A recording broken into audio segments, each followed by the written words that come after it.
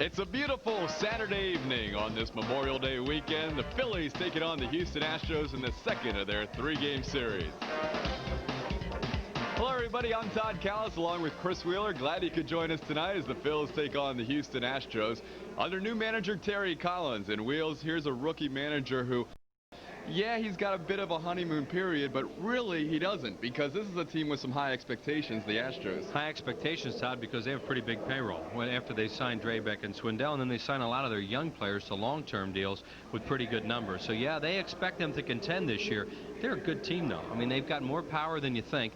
They run very, very well. Their pitching's pretty good. I think Houston Astros, in fact, I like them a lot. I think they can win their division.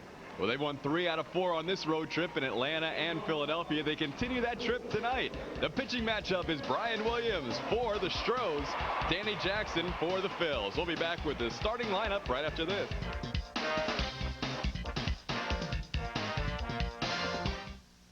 Let's try to keep things clean. Why? Because I said so.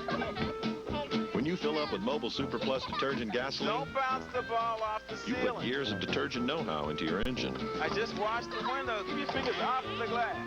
This thing looks worse than your room does. So we can help you clean the inside of your engine as you drive and keep vital parts free from dirt and deposits. Of course, keeping the inside of your car clean, well, we'll have to leave that up to you. Mobile, how can we help you?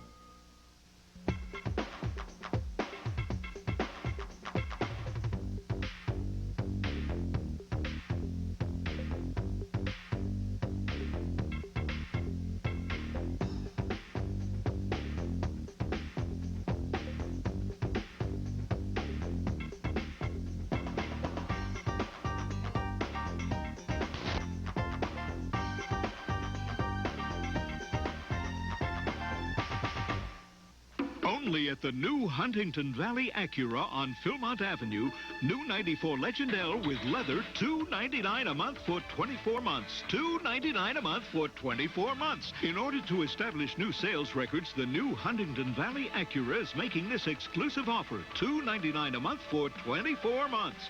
Disregard all previous advertised lease prices. $299 a month for 24 months. New Legend L with leather only at the new Huntington Valley Acura. Tonight's Prism exclusive, the Phils and the Houston Astros, is brought to you by Budweiser, Beechwood Age for that crisp, clean, classic taste. By your local Sherwin-Williams paint stores. The pros know Ask Sherwin-Williams, an official sponsor of Major League Baseball. By Bell Atlantic Yellow Pages. The Yellow Pages 9 out of 10 people use the genuine Bell Atlantic Yellow Pages. By Cento, trust your family with our family. By Coca-Cola, always a hit, always a Coca-Cola. By Mellon PSFS, the official bank of the Phillies. By the Pennsylvania State Lottery. Lottery proceeds benefit older Pennsylvanians. By Texaco, introducing new clean System 3 gasoline from Texaco. Give us 60 days and watch what can happen. By Nissan, we build more into every car and truck we make. Nissan, it's time to expect more from a car. And by Independence Blue Cross and Pennsylvania Blue Shield. For 56 years, the health insurance company you can lean on. Stay tuned. Starting lineups are next. Here's to you. I see it all out here. Whoa, check out the Ranger. Climbers get in trouble. Sometimes they need help. Hey, it can happen to anyone. Are you okay? You'll have to swing over to me.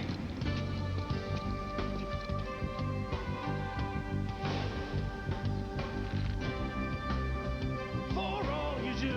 Budweiser, crisp, clean, classic. Proud to be your buddy.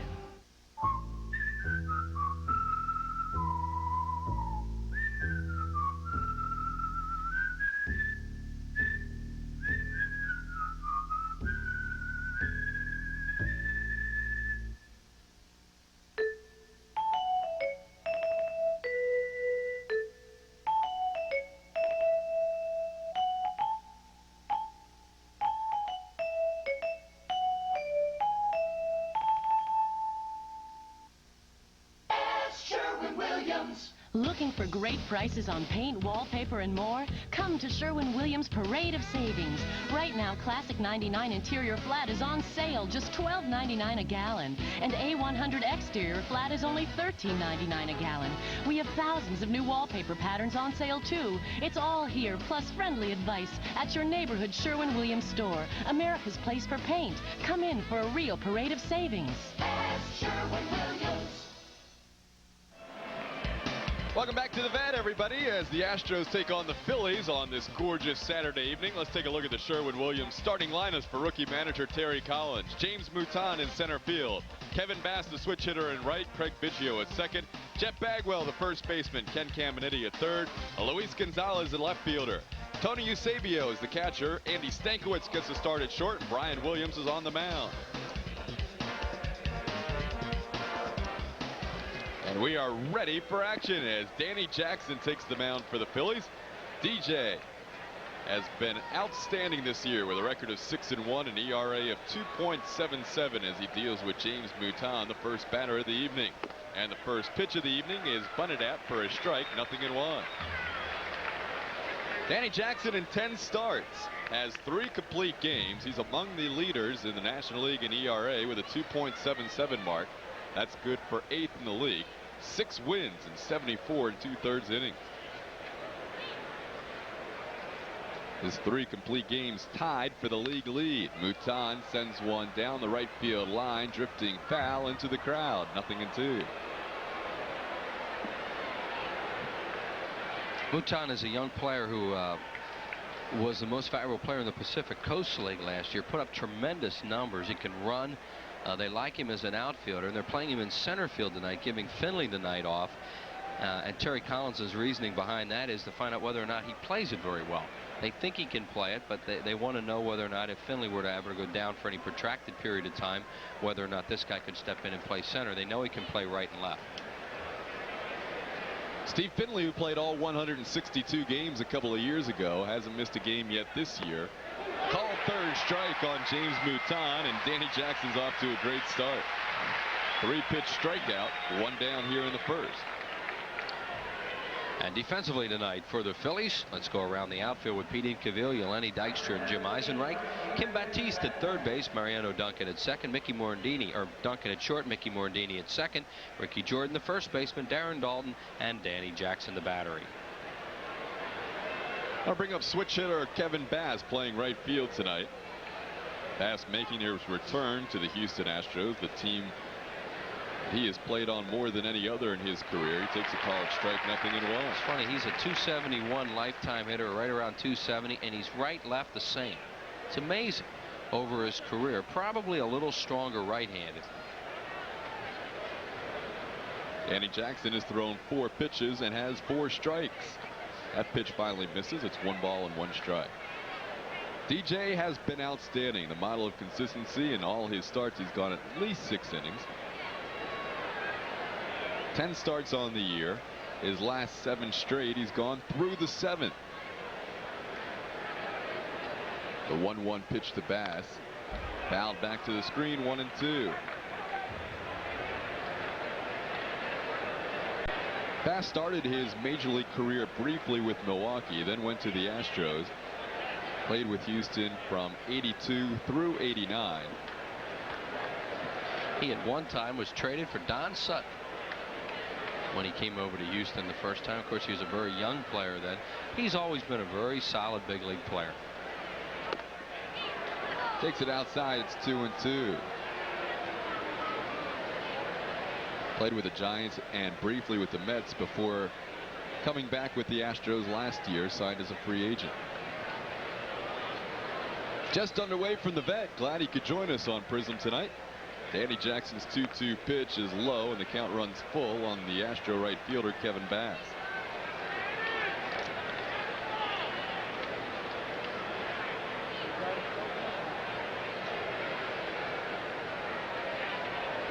There he is, a much-traveled Kevin Bass. Houston has been his primary home. He's among the top 10 leaders in Astros career marks in a lot of categories. as he draws a walk with 1 out. Once did a post-game show with Tim McCarver when Timmy was working for the Phillies. Told Timmy how much he liked his shoes, and McCarver gave them to him the next day. And they fit. Is that right? Timmy said, "That was a good pair of shoes I gave him. Plus, he got a gift for being on the post-game show." Bass at one time used to steal a lot of bases, 87 and 88, stole 21 and 31, but doesn't run as much now as Craig Biggio steps up there.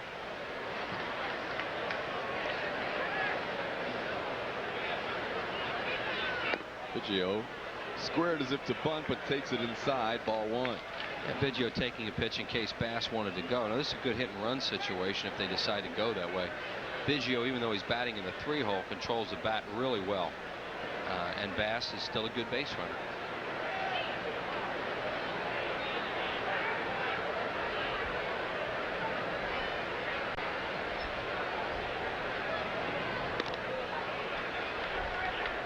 I would think it'd be a little hard to see right now, too.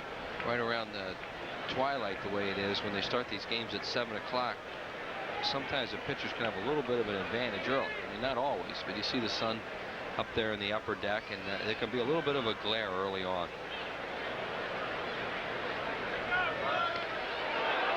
That pitch was swung and missed. Bass was moving with the pitch, and Bass is going to get a stolen base out of it. No, it was a hit and run. That's what we're talking about, that they might hit and run in that situation, and Biggio's job is to protect the base runner.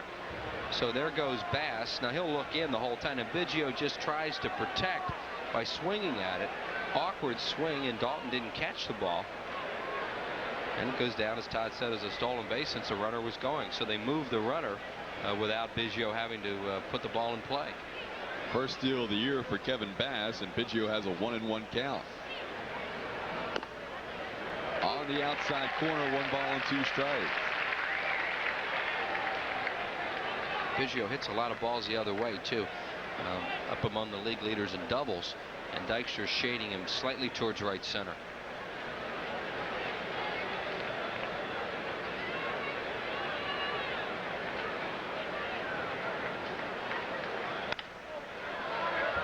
Fouled it the other way. It stays 1-2. Biggio hitting .314 on the year.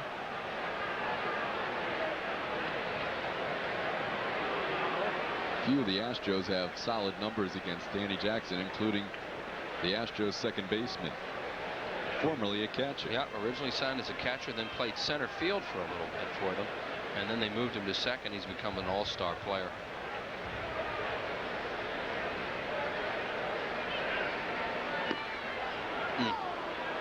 Missed inside. It's 2-2. Jackson figured he got a strikeout on Mouton leading off the game in there, and thought maybe he could get that pitch again. A walk and a stolen base. That's why Kevin Bass is on second. 1 out, just underway, top half of the first inning. Now the count goes full on Biggio.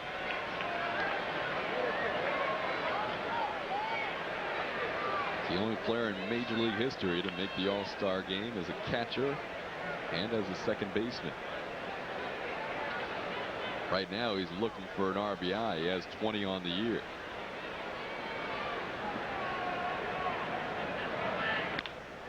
Chopper foul, third base side. We have another player here tonight, another young player who was one time traded for a veteran pitcher who turned out to be a Hall of Famer, and that's Steve Henderson. He's coaching first base for the Astros tonight. Stevie Henderson at one time was a phenom, and he was traded, among others, for Tom Seaver when Tom Seaver went over to Cincinnati. Henderson had some good years, but never great years. There he is. That's ball 4. Danny Jackson has now walked 2 in the first inning. He only walked 2 in each of his last 3 starts, 8 innings, 9 innings, and 7 innings. So a little unusual wildness for DJ here tonight. Jackson got off to a shaky start against the Cardinals the other night. He did not have good control in that game. In fact, he was throwing ball 1 to most of the hitters, but he battled through it and then got stronger as the game went along and hung in there, and the Phillies wound up scoring a lot of runs and winning the ball game. Jeff Bagwell, the batter. First and second, 1 out. Swing and a miss and a fastball, 0-1. Bagwell spread out more this year. He's still open, but he's we'll show you his stance when he gets back in. He's really opened up. I noticed it last night, and he doesn't stride very much. He is an outstanding young offensive player, as you see by those numbers. And an outstanding defensive player as well. There, see how far he's spread out?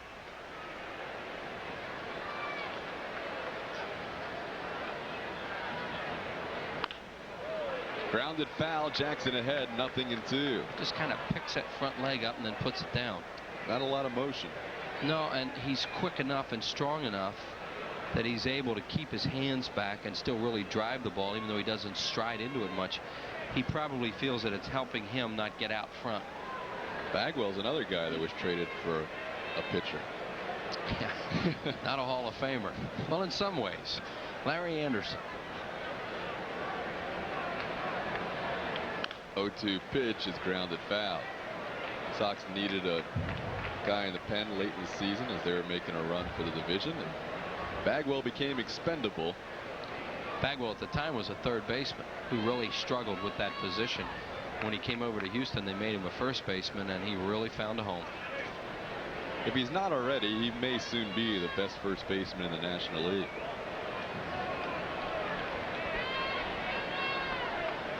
He's behind in the count to Danny Jackson, 0-2.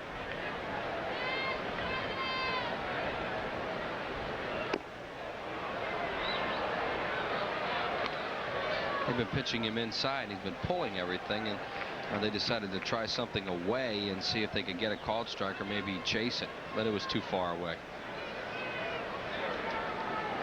Jackson this year struck out 59 and walked 23 in 74 2/3 innings.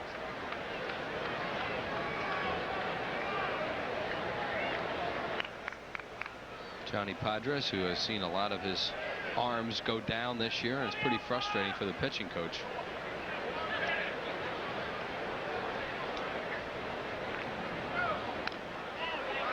Bagwell stays alive. Bagwell, the only player in the National League in the top 5 in both runs scored and RBIs. Second in the league in RBIs with 43. Fourth in the league in runs scored with 36. He's another guy like Biggio and Finley that will play every day. All three of them played in every game 2 years ago. Bagwell was ready to play in every game last year until he got hit by a pitch here at the vet by Ben Rivera. 1-2 pitch is ripped but hooked foul. Try to sneak one by him inside. Bagwell used to take the ball inside and fight it off the other way. I don't know whether it's this new style of his or not, or whether he's just looking for balls in, but he's pulling these things inside. See right there, he opens up and pulls it. His style used to be to take the ball inside and really work it to right and right center. A good at bat. He was down 0-2. He's fouled off 3 2-strike pitches.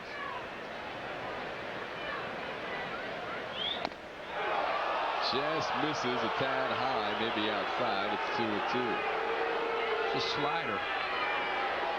And he tried to backdoor him with that breaking ball, and I think Wally Bell says it's a little high because it's got the plate, so it had to be high. And nowadays, you know, anything from the belt, the belt up is high.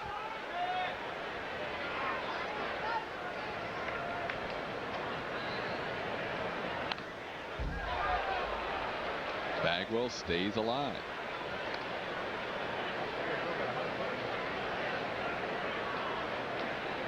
Danny Jackson doesn't have great numbers against the Astros. Career 2-5 with a 5.84 ERA. Bagwell's only faced him 6 at bats. He's 3 for 6 lifetime.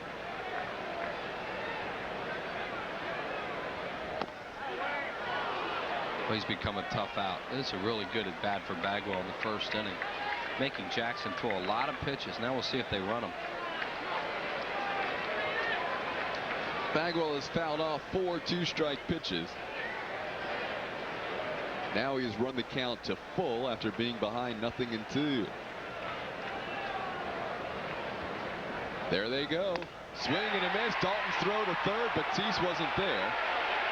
And it's a double steal.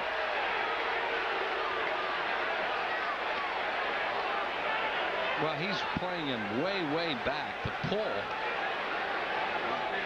you know, it's tough to say. I mean, you think he had to be there on that or anticipate that, or maybe they don't want him moving because Bagwell is such a dead pull hitter. I don't know. But it could have been a strikeout double play. Dalton came out firing, and you see where Kim takes the throw way behind the bag. But as I said, he was so far back, I don't think he can get there. Throw beat the runner, but didn't matter. So the Astros, who lead the National League in steals, have 3 in the first inning. And now Danny Jackson has to retire Ken Caminiti. He takes one inside for a ball, 1-0. Dalton obviously thought he would be there because he didn't go after the trail man. He went after the lead runner.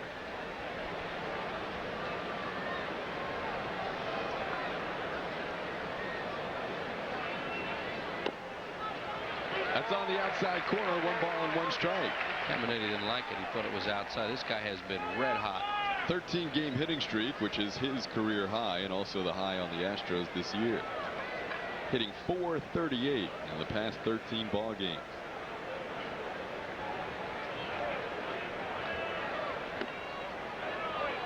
Outside, 2-1.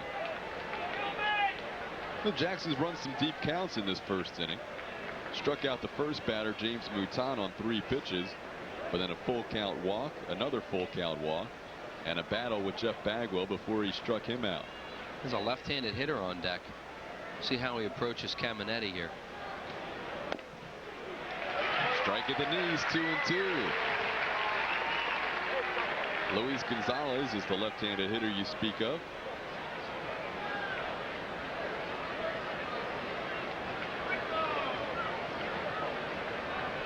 Both runners aboard via the walk. 2-2 pitch misses the corner, and the count runs full to the 4th consecutive batter here in the first inning. A lot of pitches in the first inning. It's not a hot night, but he's at 32 already.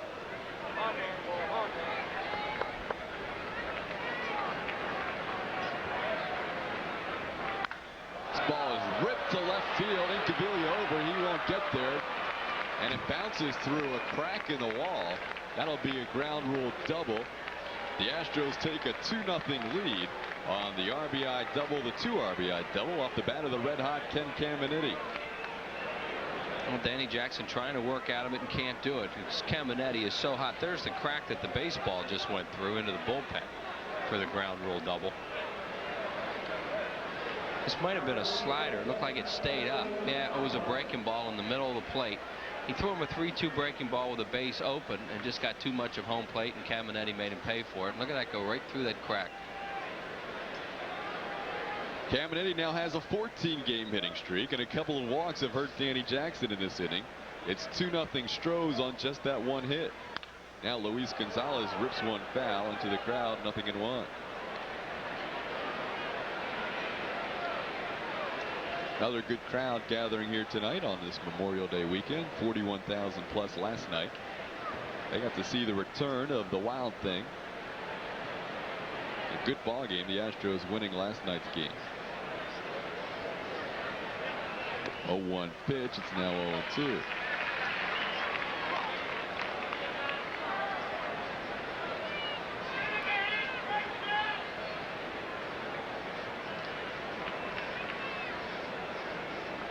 Gonzalez batting at .274 on the year.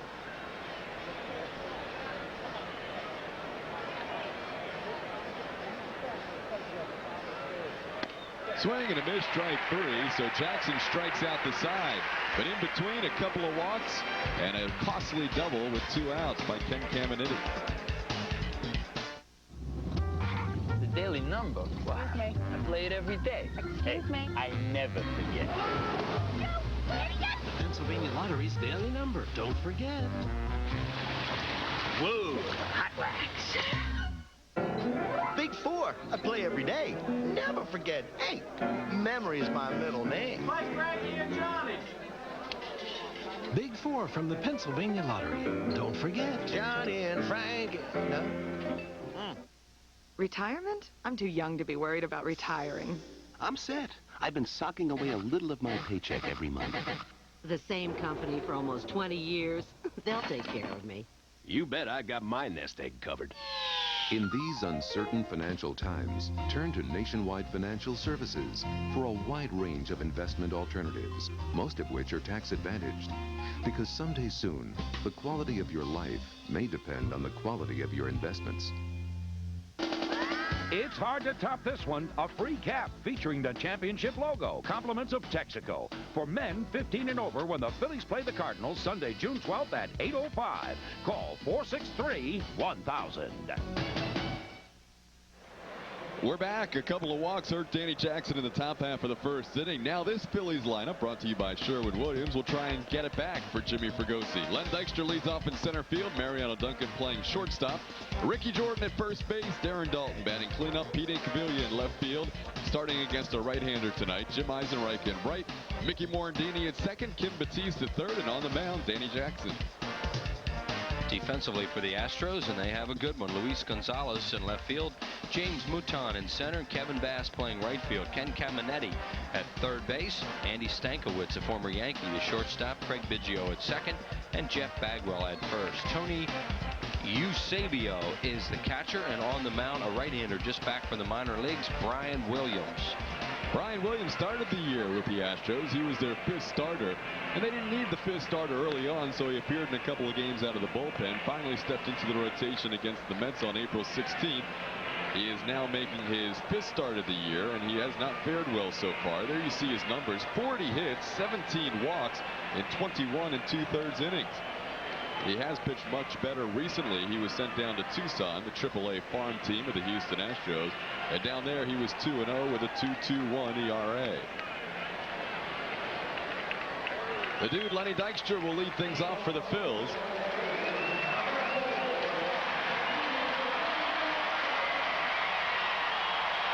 Lenny has maintained his pace of 1 run per game, 47 runs scored in 47 ball games. There you see his numbers. He is just on the outskirts of the top 10 in the National League in batting average, or .324. First pitch from Williams is inside, ball 1. So the numbers on Brian Williams, really poor numbers, with 40 hits in just 21 2/3 innings, along with 17 walks. That's a lot of base runners. Here's a ground ball right side. Biggio to his left nicely. There's one away. Rick Biggio has turned himself into a very fine second baseman. There's one out. And I'll bring up Mariano Duncan.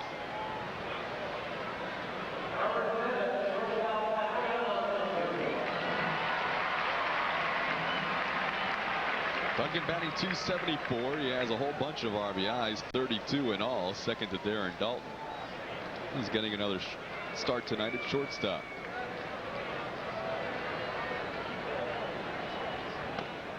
Williams misses inside, 1-0. Speaking of Philly shortstops, tonight Kevin Stocker will begin his rehab down in Scranton, Wilkes-Barre. Here's a ball ripped to center field. Mouton is getting a start out there, plays it for the second out. So as opposed to Danny Jackson's 36-pitch first inning, Brian Williams has thrown 4 pitches and retired 2 Phillies. There's a look at the right-hander Williams. He started his career in '91 with the Astros, primarily as a starter.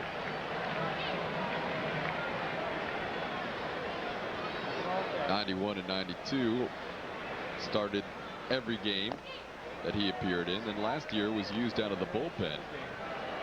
42 games, 5 as a starter. He was 4-4 with a 4.83 ERA. Ricky Jordan, the batter, his average is just 1 point under the 300 mark. He's at 2-0 right now. 299 on the year, 3 home runs, 17 RBIs. Chop foul, it's 2-1.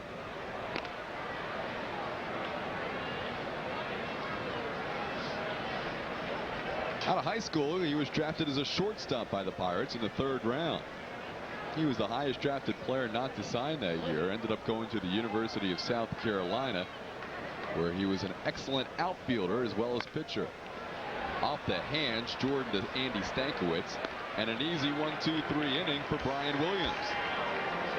A good start for the Astros right-hander. It's 2-0 Houston heading to the second. Even with all the discussion about our nation's health care, Independence Blue Cross and Pennsylvania Blue Shield continue their 56-year mission more aggressively than ever. Thanks to the Blue Cross Blue Shield Caring Foundation, thousands of needy kids receive free health coverage at no cost to our commercial customers. Our special care program makes basic and preventive benefits available to hard-working adults who can't afford traditional coverage.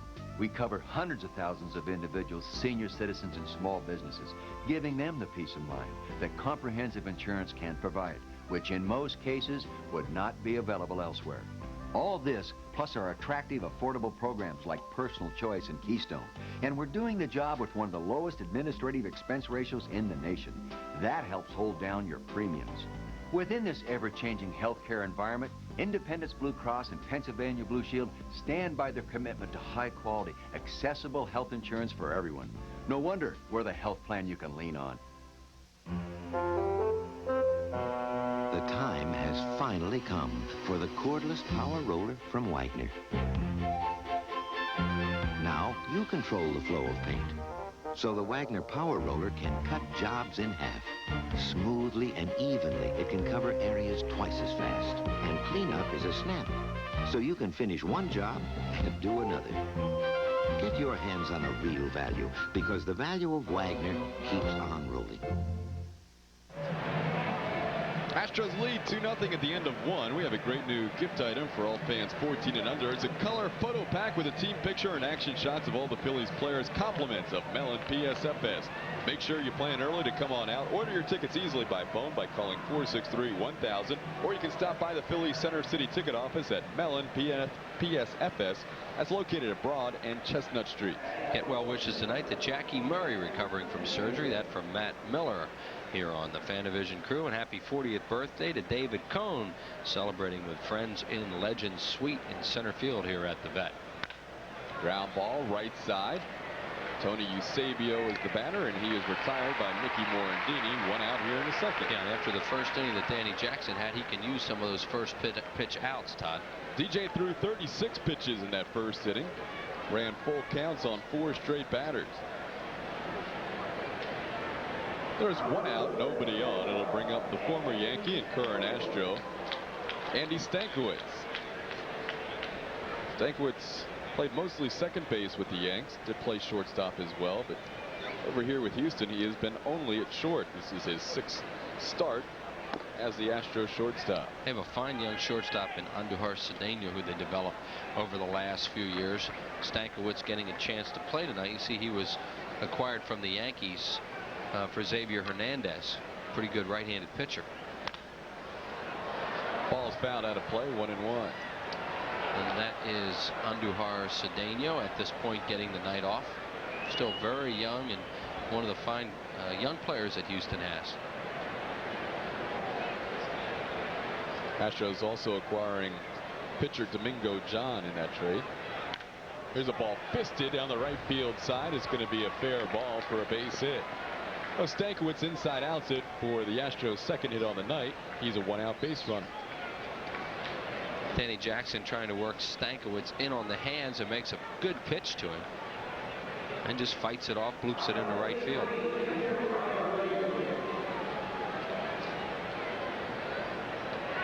So that'll bring up Brian Williams. Williams is 2 for 5 on the year, batting .400. And he is a good hitter. With 1 out, Phils are anticipating a bunt. And they get it from Williams. He bunts it right in front of the plate. Dalton looked at second, but he'll make the play to first for the second out. So Williams with a successful sacrifice. There's 2 away. Back to the top of the order for James Mouton. Darren Dalton thought about second. He has a force play down there, but Stankiewicz had pretty good movement, got a good jump off first base. Phillies already down by 2 runs. Dalton makes sure and gets the out. Doesn't take any chance for a potential big inning going to the top of the lineup.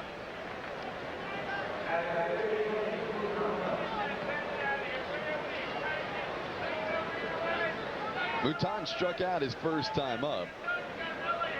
For a leadoff hitter, the rookie Has struck out a lot. That's 42 strikeouts on the year. Jackson struck out the side in the first, but allowed a couple of runs. Ball sent high in the air to left center field. Dykstra makes the call. He drifts towards the track, but in front by about 5 feet. He makes the play. And the Astros are done here in the second. No runs, 1 hit, 1 man left. We're through an inning and a half. It's Houston 2, the Phils nothing. As luxury cars get more features, they tend to get crammed with more wire, creating possible electrical problems. That's why Infiniti developed an advanced electrical system for the Q45. Like fiber optics, one wire can carry masses of information for greater reliability and more efficient controls. The choice in luxury cars is getting simpler.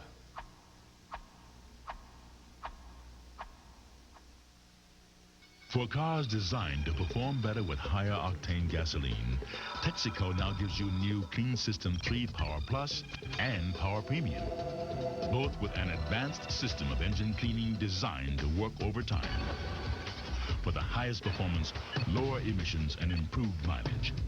Changing what gasoline can do. New Clean System 3 Power Plus and Power Premium from Texaco. Give us 60 days and watch what can happen. Come see the Phillies take on Ryne Sandberg and the Cubs Monday, Tuesday, and Wednesday, June 6th, 7th, and 8th, all at 7:35, followed by the Cardinals. Thursday and Friday, June 9th and 10th at 7:35, Saturday the 11th at 7:05, and a special Sunday night at 8:05 when men 15 and over get a free cap featuring the '93 championship logo, compliments of Texaco. The Cubs and the Cards capped off with a free hat. For tickets, call 463-1000. It's your opportunity to take some pictures of your favorite Phillies on photo night, Saturday, June the 25th, a 7:05 start, being a Saturday night. The Braves are in town, and it is the annual photo night at the Vet, sponsored by Kodak. Make sure to make your plans early by calling 463-1000 or stop by any one of the many local Ticketmaster outlets. We enter the bottom half of the second inning. Phils trail 2-0 on a 2 RBI double by the red-hot Astro third baseman Ken Caminiti. Darren Dalton hit his 11th home run here last night. Has that average right up near 300. He leads things off. It'll be Dalton, Incaviglia, and Eisenreich. First pitch fastball from Brian Williams misses upstairs and away. It's 1-0.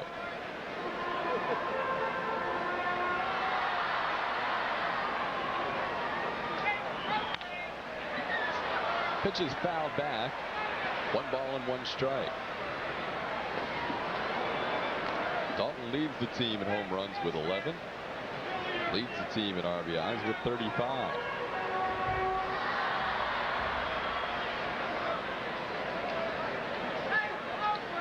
They play him as a pull hitter, especially in the infield. The shortstop Stankiewicz is over towards second and behind the white line, and Biggio is also behind the white line. Swung at a high pitch and lost it to left field. Gonzalez near the warning track makes the catch, and there's 1 out. That's not the ball that Darren Dalton will drive for the most part. Darren is a good low ball hitter, and this pitch, as Todd said, is up and out over the plate, and a lot of times that pitch is a left-handed hitter's nemesis because they'll hit that fly ball to left field to the track. Here's Pete Incaviglia. He has been red hot as of late. Finally had his home run streak snapped last night. He had homered in 4 consecutive ball games. Here's a ground ball to Ken Caminiti, who's got the best arm in the National League, from third, and he throws out Incaviglia. There's 2 away.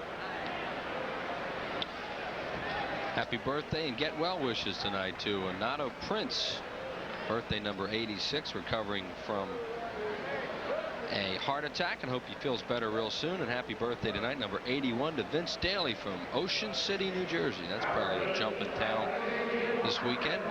Sure is probably packed. Guess you're headed there, huh? I will be there tomorrow. Somehow I knew that. 2 outs, nobody on. Jim Eisenreich takes a called strike. Your age, you should be.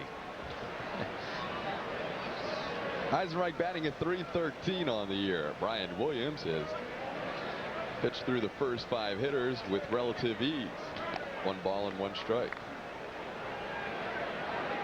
Williams, a guy who in his first 4 starts didn't get past the 5th inning. So far tonight, so good. 1-1 pitch is inside, 2-1. Been mixing them up so far, and you know, there's nothing. It's hard to put a value on for a pitcher when he gets a 2-run lead right out of the chute. I mean, he comes out relaxed. He's already ahead in the ball game, especially a young pitcher who was struggling. There's the first hit of the night for the Phillies. Jim Eisenreich singles into right field. Rising a 2-out base runner. I'll bring up Mickey Morandini. Tries to come inside on Eisenreich with a fastball down and in, and Jim rips a line drive base hit.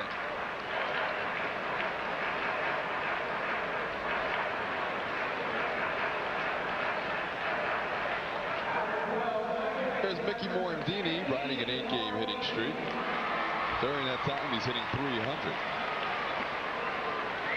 The 8-game streak matches Ricky Jordan for the team high on the year. Here's a bunt attempt for a base hit. Williams is a fine athlete, but he can do nothing with that. Great bunt by Morandini, and the Phils have back-to-back singles. 9-game hitting streak for Mickey. Smart play there too by Williams. As you said, Todd, he's a good athlete, but there's no sense. He has a 2-run lead with 2 outs, the bottom of the lineup up. That is a perfect bunt. You'll see sometimes a pitcher take that throw off their back foot, throw it away, and all of a sudden he's in trouble. There's that 9-game hitting streak you mentioned. And Williams just ate that and figured, well, I got 2 outs, I'll go after the 8-hole hitter. And tonight that 8-hole is occupied by Kim Batiste. He had 2 balls hard last night. Both of them run down by the left fielder Gonzalez. One a huge one off Mitch Williams in the 9th inning with 2 men on, nobody out. Originally he was up there to bunt. Then with 2 strikes, he ripped that ball that Gonzalez made a very nice play on to preserve the Astros 4-2 lead. They ended up winning the game 4-2 last night. 1-0 pitch is hit well, but hooking down the line, and it goes as a foul ball. Batiste pounds the bat to make sure it's not cracked, and it's not, so he'll stay with it. It's 1-1. Phil's playing the Astros, 2nd game of this series, 2nd time this year. Only the Chicago Cubs remain as the lone team the Phillies have not played yet, and they're next. Coming up on Monday at Wrigley, a 4-game series. 2 night games in that series. And this time next week, the Phillies will be in the Astrodome to play the Astros again. Brian Williams retired the first 5 men he faced, but now Jim Eisenreich with a single to right and Mickey Morandini with a bunt single have a couple aboard with 2 outs and a 2-1 count to Batiste. Line drive, base hit into left field. Around third comes Eisenreich. Gonzalez's throw is not in time. The Phils score. It's now a 2-1 Astro lead. Eisenreich shaking his head after he gets up because he stumbled coming towards third. It looked like he was getting his feet set, so he made sure he tagged the bag. And he stumbled a little bit coming around, but he still beat the play. A breaking ball in the middle of the plate, and Kim gets a base hit to left. Eisenreich had already stumbled at that point and still beats it fairly easily. But you see him shake his head, and I think that was because of that footwork he had coming around third. So 3 consecutive 2-out singles get the Phillies on the board. It's now a 2-1 ball game, and Danny Jackson, who has made great strides as a hitter, steps up there. He has a hitting streak. There's a ball sent towards second. Stankiewicz makes the play for the final out. Pretty well hit by DJ, but that'll do it for the Phils here in the 2nd. They do put up 1 run on 3 consecutive hits. We head to the 3rd. It's a 2-1 ball game. It's a round world, genuine and true. It keeps on spinning, and you always come through. And you're giving it your best. Proud to be your bud. Budweiser. Proud to be your bud.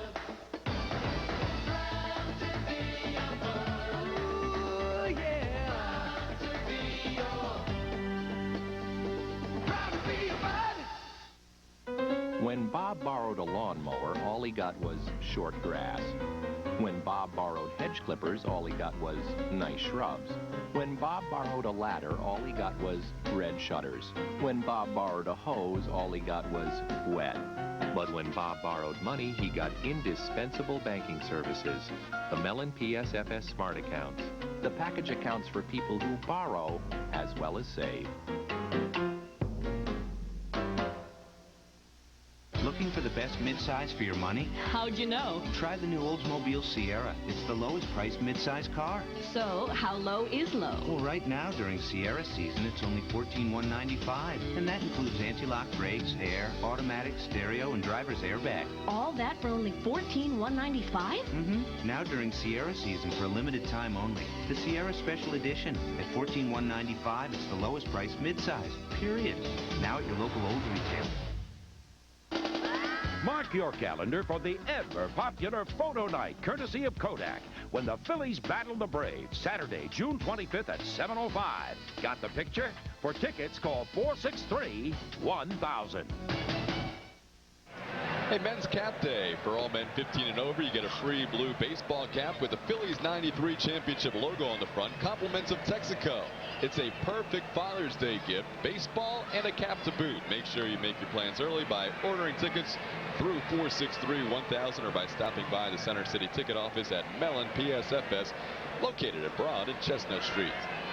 It's a 2-1 ball game. The Phils with 3 2-out singles to get on the board. And now Danny Jackson will face the 2, 3, and 4 hitters in the Astro lineup. Really the number 2 man, Kevin Bass, who walked, stole 2 bases. His first 2 of the year, his first time up, and scored the Astros' first run.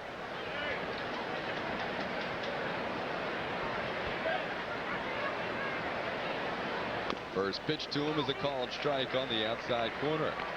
Kevin Bass has accomplished a feat that no other National Leaguer has, in homering from each side of the plate 4 different times in his career. In one ball game, that is, homering from the left side and right side in one game 4 separate times. Last time he did it was with the Mets a couple of years ago. It's 0-2 to the veteran Kevin Bass. That's one of the reasons he's playing tonight. You see those numbers against Danny Jackson. And also, it gives them a chance to rest Finley against a pretty tough left-handed pitcher in Jackson.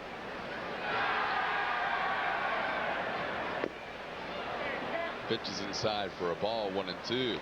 Finley hasn't missed a game this year. In fact, the same trio that started every game 2 years ago, all 3 of them have not missed a game yet.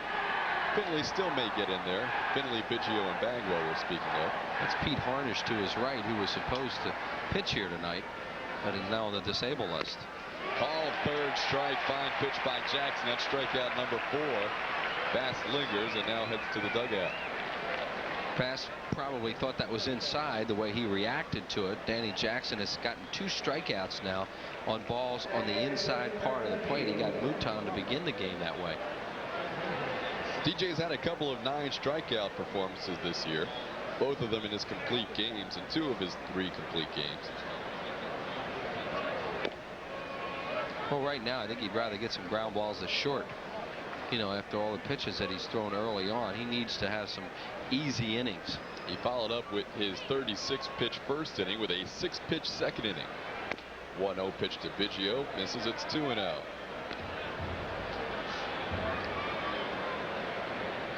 Biggio walked in, stole a base, as well as scoring a run his first time up. Yep.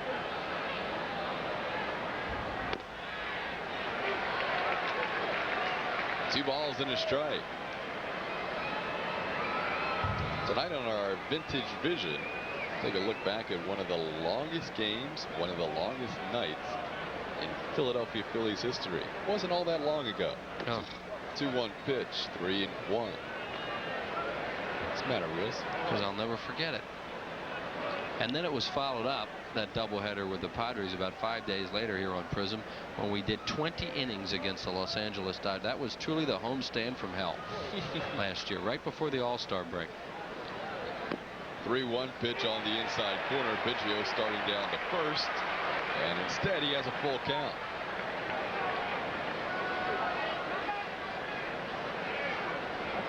Veterans Stadium became an after-hours club that night. It did. crowd grew as that game went on. Ball's out of play. It stays 3-2 on Biggio. Ended when Mitch Williams lined a base hit to left field, left center. It's the only way it could have ended. It was appropriate. Last night over 41,000. Anticipating right around the same tonight. Good crowd for these Astros on this Memorial Day weekend. Started out a little bit cool, but we have a beautiful Saturday evening tonight. Biggio is staying alive. It's 3-2. There's a look at Craig Biggio, the Seton Hall Pirate.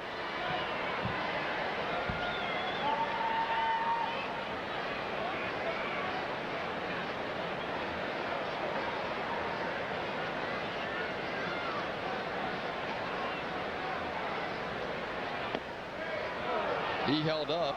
They're going to appeal. A no swing, says Ed Montague. That's walk number 3 issued by Danny Jackson. The first 2 came around to score.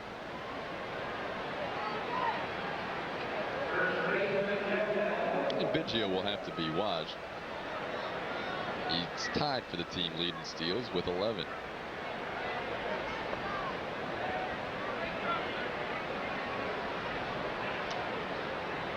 Jeff Bagwell struck out his first time up.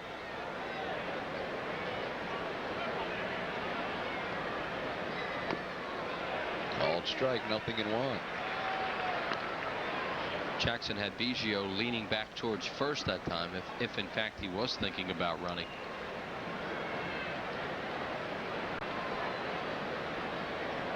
Jackson, who is looking for his 100th victory of his career tonight. Trailing 2-1 here in the third. Bagwell's at bat was important in the first inning because he struck out in what could have been a double play. However, at the time we felt that Batiste really had to take an extra beat down there at third base. He was playing deep. Bagwell's a pull hitter, and he just didn't want to leave too soon on the 3-2 pitch. And as a result, he was not there to cover third base. The double steal and then the double by Caminetti gave him the 2-0 lead, which is now 2-1. Reaches out and sends one on the short hop. Played the short for 1. Duncan drops the ball, but they're going to say he already made the out at second and lost it in the transfer.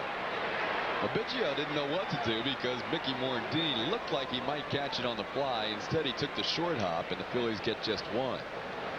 Yeah, that play was all messed up, the timing on it right there, because Mickey has a short hop.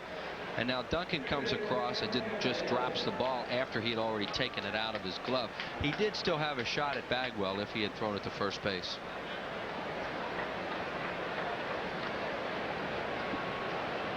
So now there's 2 outs, a runner on first base, and the hottest Astro at the plate, Ken Caminetti. He did some damage his first time up. And he hits one deep to right field. Eisenreich is back, though, and makes the play right on the track. And that'll do it for the Astros here in the third. 1 man left on base on the walk. It's now time for tonight's Vintage Vision. Tonight, Larry Rosen looks back at one of the longest nights in Phillies history. A night the Wild Thing was the hitting hero.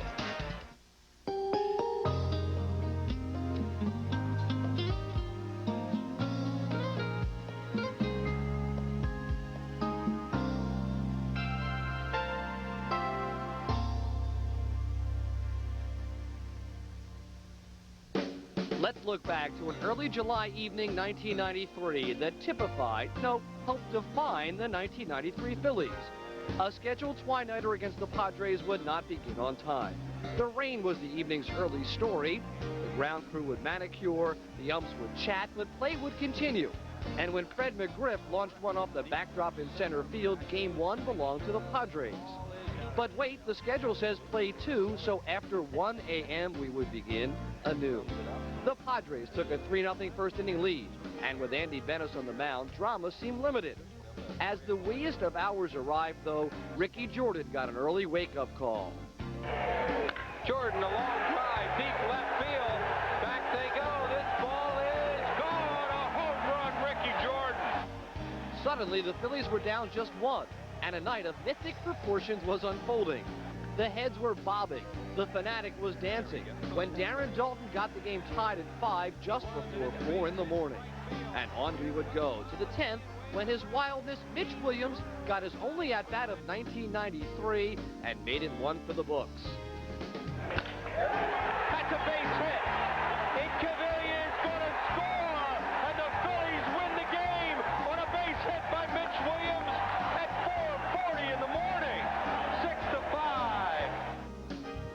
6-5. 6 hours of rain delays, over 12 hours on the field, a night never to be forgotten. Hey, there's Speedy Morris, LaSalle Explorer basketball coach, on hand tonight. Some other Explorer rooters who are cheering on the Phillies tonight as they trail 2-1 heading to the bottom half of the third inning. Brian Williams will have to deal with the top of the order. Lenny Dykstra, who grounded out his first time up, swings at the first pitch and fouls it away, 0-1. The dude's got a chance at a National League record. He's 2 games shy of tying a record of 16 straight games with a walk. He's walked in 14 straight.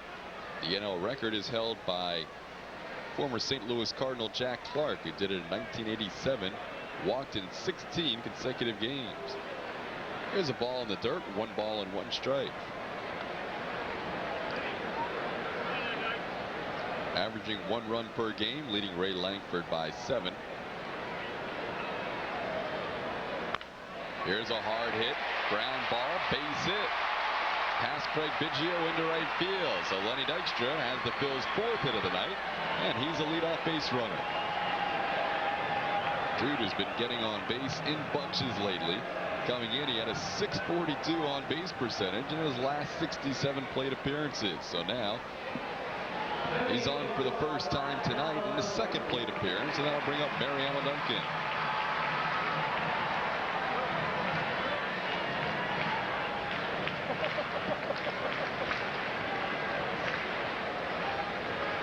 Duncan flying to center his first time up.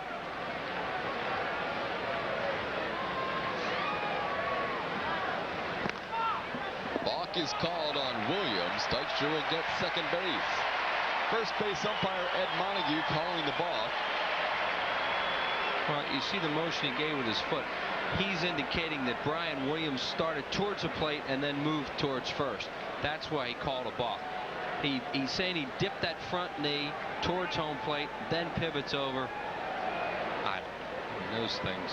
I hate balks. What can I tell you?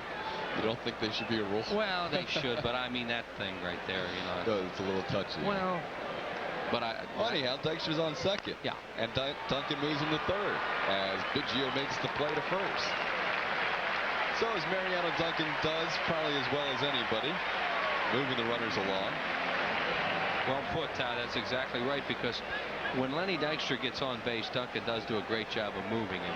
And all he's trying to do there is give himself up and hit a ball to the right side. And you watch the way he approaches this. Just drops a bat head on it, drags it through the strike zone, and hits it the other way. And now sets up an RBI situation for Ricky Jordan with the infield back. And 1 out. He hits a ground ball, diving stop Caminiti. He's coming home safe as Lenny Dykstra. We're tied at 2. Well, Caminiti, who's got a gun, decided to try and test it by getting Lenny Dykstra. He probably would have made a wiser decision going to first. So I'm saying my fault, and it was his fault. You know, he is the only player up at the time, and he does have a play at the plate on a ball hit right at him.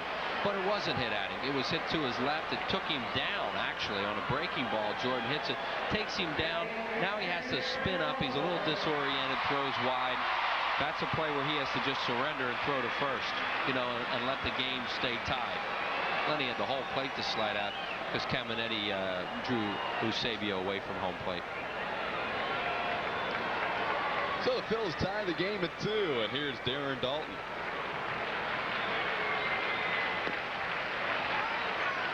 There goes a fielder's choice for Ricky Jordan, and he should get an RBI on it. That'll be his 18th on the year.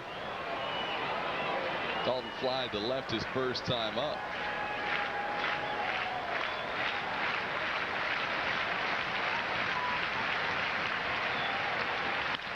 There's a ball hit well to center field. Mouton broke in. Now he breaks back and makes a fine catch in deep left center field.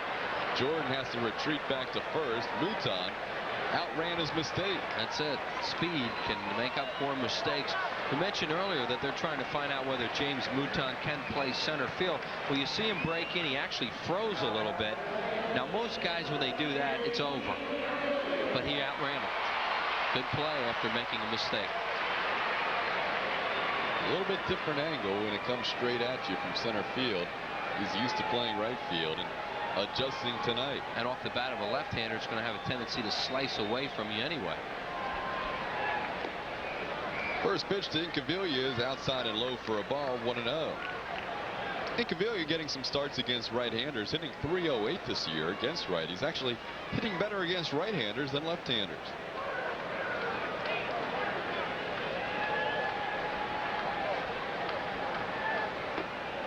Outside, it's 2-0.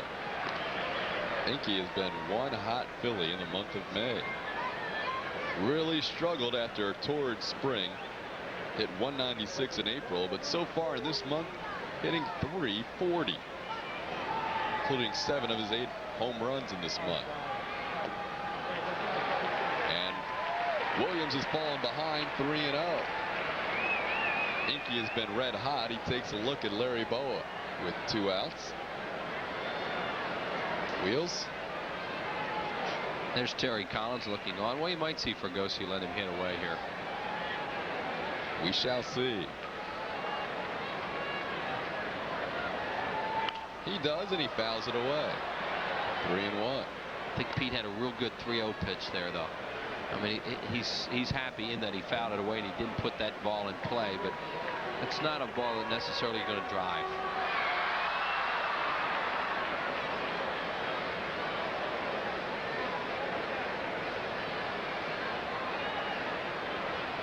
Three-one pitch towards right field and deep. Bass looking up, going home run. Pete Incaviglia. An opposite field home run. The Phillies take a 4-2 lead. That's his 3rd opposite field home run of the year, Todd. He hit one the other night in St. Louis into the seats, and he got that Hector Carrasco earlier this year in Cincinnati. But Inky will tell you that he hits a lot of balls out to right and right center when he's swinging the bat well. That looked like originally it was off the end of the bat, but he hit it a lot better than I originally thought. And Chento's just donated another $200 to the Child Guidance Center for the home run hit by this guy right here. Brian Williams tries to go away from him with a fastball, and Pete Incaviglia hits it out of the ballpark. A line drive homer. So here's Jim Eisenreich. The Phillies scoring 3 in the inning, now lead at 4-2. Incaviglia's 9th home run of the year, his 8th in the month of May. And the Phillies made the Astros pay for Caminetti's mistake in this inning. There's no error up there on the scoreboard. They're a good defensive team, are the Astros, but Pete Incaviglia hits the home run, and he should have never batted because Caminetti made the wrong decision on that ground ball hit to his left.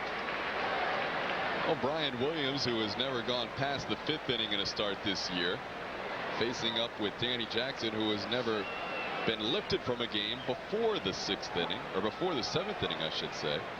And it looked like they were heading in opposite directions, but the Phils have come back from a 2-0 deficit and have scored 4 to lead at 4-2. Jim Eisenreich, who singled and scored his first time up, has a 3-1 count, and he draws a walk. That'll draw a visit from pitching coach Mel Stottlemyre, who was with the Mets for a long time, over here with Terry Collins for his first season with the Astros. You know, travel's arranged through U.S. Air, offering convenient non-stops between Philadelphia and Seattle. Making business travel easy, U.S. Air begins with you.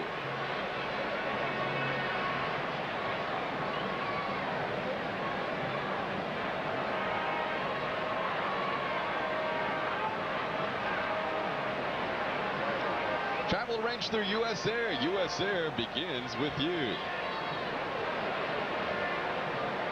Here's Mickey Morandini. He extended his hitting streak to 9 games with a bunt single his first time up. Pete Incaviglia, after hitting that home run, Danny Jackson looking on, and that bunt single by Mickey Morandini set up the Phillies' first run. Got a runner to second, and then Batiste knocked him in.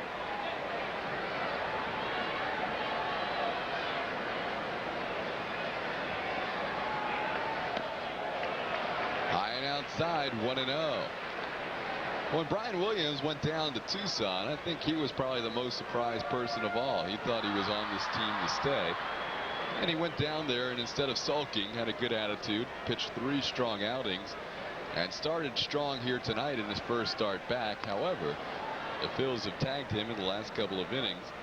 3 consecutive two-out hits in the second, and a big 2-run opposite field home run by Pete Incaviglia, as the Phils had 4 outs to work with in this inning.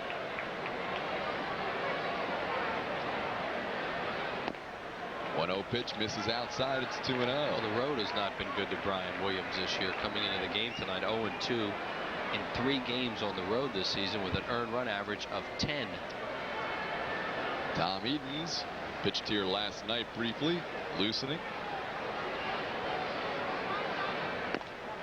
Called strike on the outside corner. It's 2-1 to Morandini.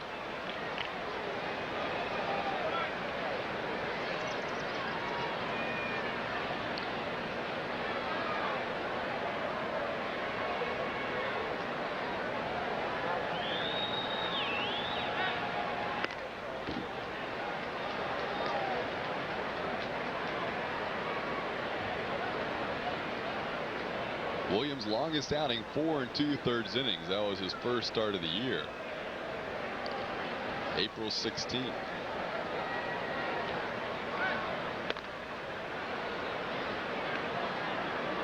Astros like Williams' arm. It's just a matter of putting it together. Started the year as the 5th starter in the rotation and really bounced between the rotation and the bullpen. That may have had an adverse effect on him early.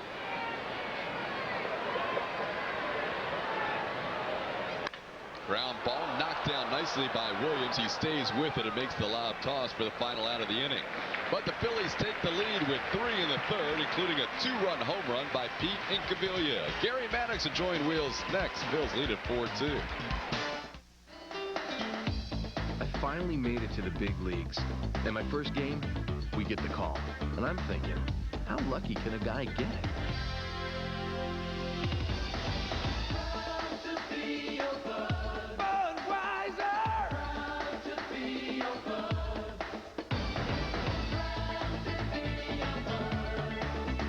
Beechwood aged for that fresh, distinctive taste. Crisp, clean, classic.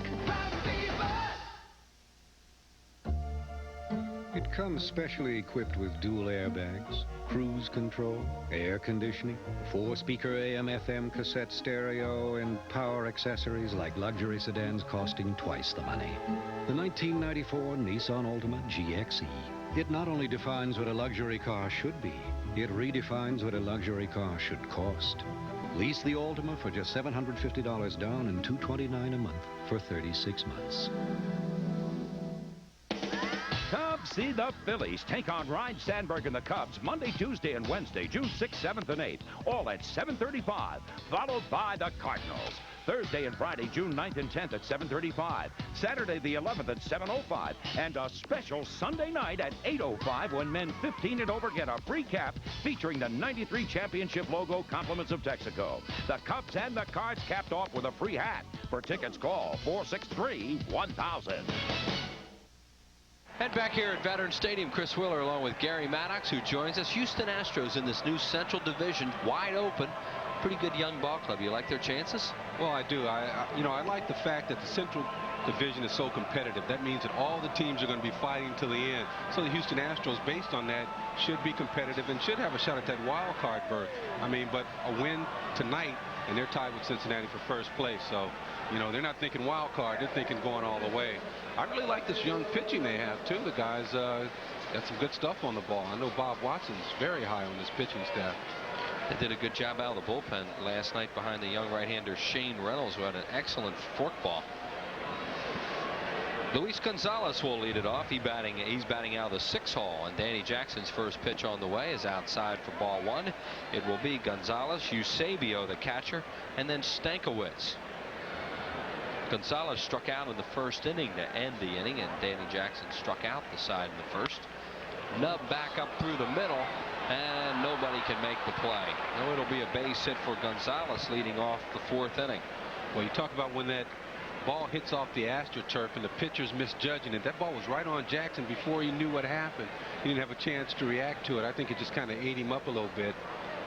He didn't hit it real hard. No, he did. He just kind of misjudged it, and then by the time he regrouped, watch him, he's down there, and now right back, it kind of tied him up inside a little bit. The right-hander, he would have caught it. Here's the catcher, Eusebio, who grounded out on the first pitch he saw leading off the second inning. Tony Eusebio from the Dominican Republic. Now, you know, he stands up there just like Andre Dawson. Looks just like him when he gets that bat straight up like that. Unfortunately, your old friend the Hawk is out with another knee operation. Yeah, he is. Man, that man's going to have trouble walking when he's about 50. Eusebio and Scott Service, the two catchers here. Eddie Taubensee was on this ball club when the season started. They have since moved him in a deal. You tell me he doesn't look like Dawson standing up there. Watch when he gets set. I mean, it's really uncanny. I don't think he gets that bat hit guy quite as quickly. No, that's I said stands. Yeah. 1-0. Oh. Center field and deep. Lenny Dykstra going back, and it is off the top of the wall. And Eusebio has a double, a stand-up double. He got that bat head out pretty quickly. What was that about that bat head speed? Yeah, that's his fourth double of the year, and all of a sudden the Astros are in business with runners at second and third, and nobody out. Boy, Danny Jackson, you know, that pitch a little bit up in the strike zone. For the most part, Danny's been very effective there. You see Dykstra play it right off the top of the mat. It's right up against the board there. You can barely see the line out there. There's a mat that covers about 3/4 of the fence there, and the ball hit right on top of that. So Andy Stankiewicz will bat, the 8-hole hitter, shortstop. Phillies will play the infield back. They lead it 4-2, but the Astros are threatening here in the fourth inning. Tell me now, on that ball that was hit there, Dykstra went after it like he had a shot, and I think that went a long way to deking the base runner. Coming home, and Jackson, it looked like he hit the umpire with it, or he would have thrown it even wilder than that. No, I think Darren got a glove on it. What happened was he just threw it in and really pulled Darren up the line, and he couldn't get to it. He was too close, threw it too hard. And that might have been a play, too, where Danny Jackson probably should have just gone to first base. Well, him and Caminetti both made a bad decision. Right here, you'll see him coming. It's easy to throw it right on the way, but you see Darren just gets a glove on it to slow it down. Well, that would have been another run and a runner on second. Fielder's choice RBI, the same scoring as the ball that was hit to the third baseman Caminetti, which hurt the Astros. Left the door open for Incaviglia to get up there and take him deep. So now it's 4-3. RBI number 5 for Stankiewicz. That was not a squeeze. He was just bunting. Now we'll see if Williams bunts. He takes it inside as he was around a bunt. Here is Matt Galante, the third base coach. This guy's supposedly a pretty good hitter. Good time to let him maybe swing away, or at least fake a bunt, take a swing. I mean, especially 1-0. Excuse me, 1-0 now. Got a good chance of getting a fastball. He's around to bunt again, and he bunts to it. Another manager coming into the league. Playing it strictly by the old book. With nobody out, bunting with runners on first and third as Matt Galante goes through the signs, much to the dismay of Rich Ashburn, who hates this play. We hear about it all the time. 1 ball and 1 strike.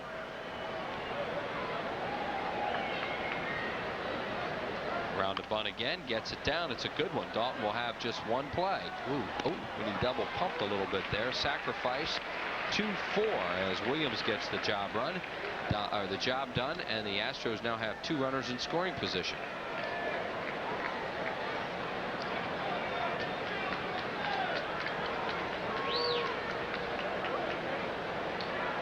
For the leadoff batter, James Mouton, who has struck out and flied to center. And run down some stuff out there in the outfield. Looks like he has pretty good speed. Goes Brian Williams, getting some congratulations from his manager.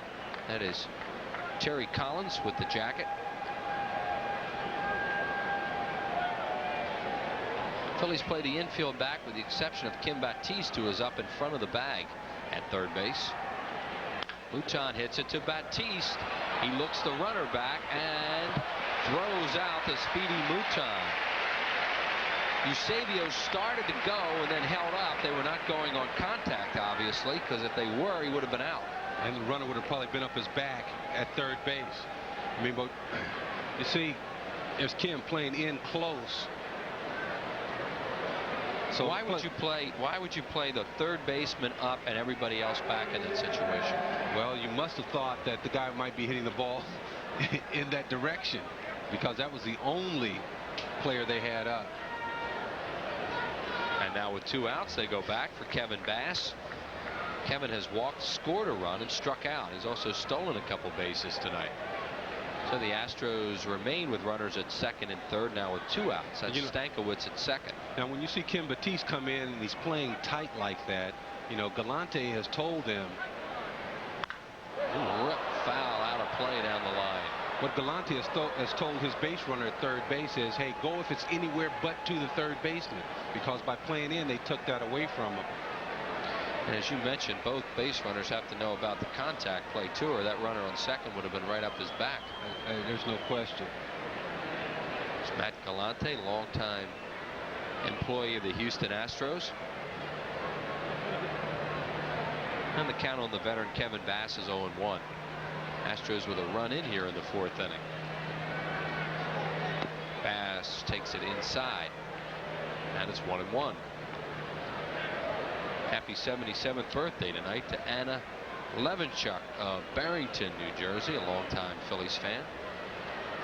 Here are those base runners: the catcher Eusebio at third, and the shortstop Stankiewicz at second.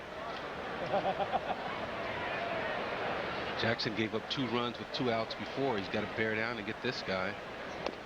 Kevin Bass is still a pretty good ball player. Had a nice career.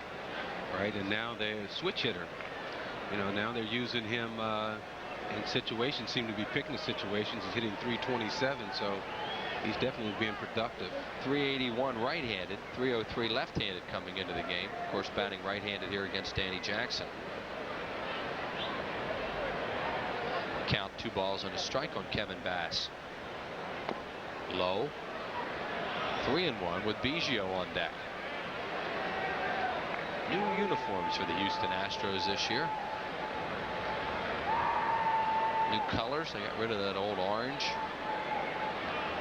Pretty sharp looking. I like that, huh? I do. Astros always had some weird looking unis. 3 balls and 1 strike.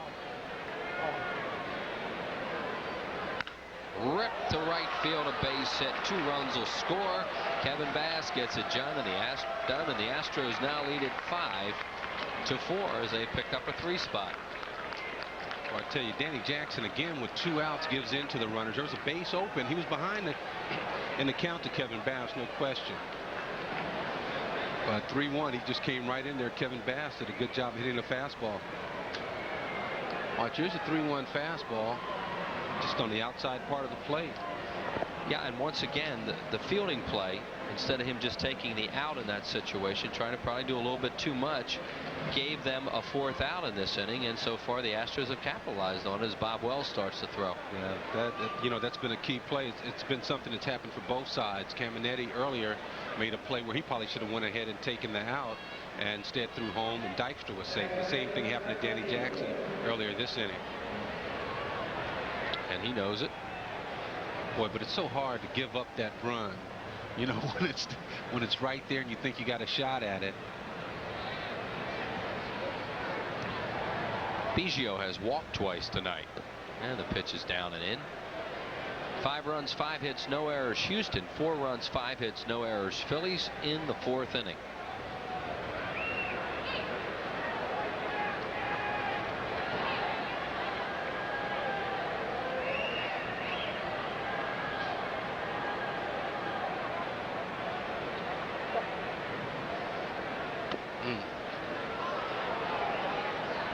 Jackson has struggled with his control tonight. He has.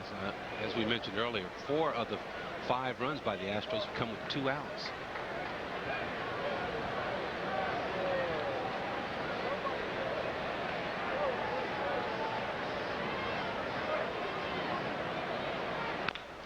Biggio chops it foul third base side, fielded there by Batiste. He'll toss it to the crowd. Craig Biggio coming into the game tonight with 20 doubles and 11 stolen bases. He has since stolen his 12th. It's Kevin Bass on at first base with 2 outs. He has just knocked in the go-ahead runs.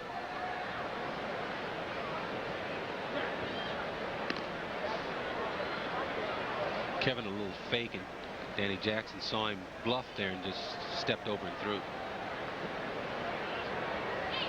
9 runs already in this one, and we're still in the 4th. Astros lead at 5-4. There he goes. Biggio hits it hard to left. A base hit. Bass will hold up at second base as Incaviglia gets to the ball quickly. So another hit for Houston here, and that will get Jeff Bagwell to the plate. 0 for 2 with a strikeout and a fielder's choice. Maybe that's why Danny Jackson went after Bass. Biggio hits him pretty good, has some good numbers against him, so maybe he thought he'd have a better chance of challenging Bass at 3-1. Yeah, and Bass hits him pretty well too coming into the game, so he was in trouble both ways there. 2 on and 2 outs for Bagwell. Hit hard. Bautista, fine play. He speared that on the line, says Charlie Williams. Great play by Kim Bautista to get Jackson out of further trouble. Astros get 3 runs in the inning on 4 hits, and they lead it by 1.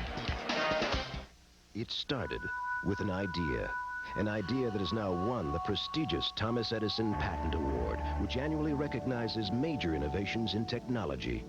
The award was won by Exxon for a gasoline additive that removes deposits for a cleaner engine, reduces emissions for cleaner air, and improves performance. Next time you fill up, rely on the award-winning gasolines from Exxon. Falling in love again. What am I to do? Whenever I see you, I can't help it. In love again. Oh, what am I to do? At Pizza Hut, now that any medium specialty pizza is only $7.99 and any second medium just $5, it's a great time to fall in love again with Pizza Hut. You can't help it.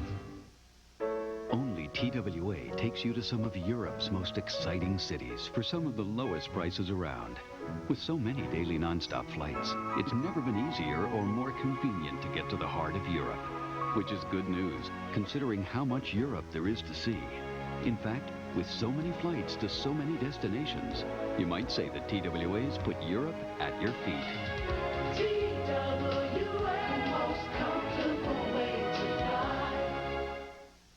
Phillies Baseball on Prism is brought to you by Bell Atlantic Mobile. A mobile phone is only as good as the system it's on. Choose Bell Atlantic Mobile. By your Quality Plus Ford dealer, who invites you to test drive the brand new 1994 Mustang convertible. And by Pizza Hut. Get a large cheese Neapolitan pizza delivered every day for just $7.99. Well, welcome back to Veterans Stadium as the Phillies find them on the short end of the score again. They at one time trailed 2-0. Now they trail 5-4. Kim Bautista has an RBI base hit tonight. His 3rd. Saved 2 RBIs with a nice diving play to end the inning. Was a good play he just made. As Jeff Bagwell rips this ball down the line with 2 on. And Kim does not even have time to take a step. What he does is just falls that way. Look at boom. Just cat-like quickness. Looper left field, a base hit. He broke his back. On it quickly is Gonzalez, and Bautista will stay at first base with a single. Then Danny Jackson will come up and try to bunt him over.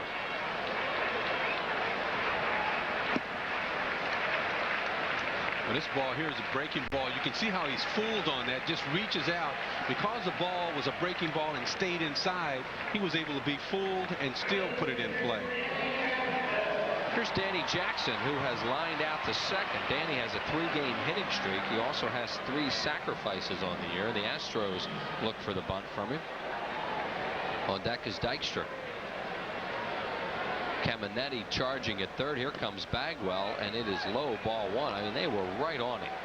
Well, he showed it early.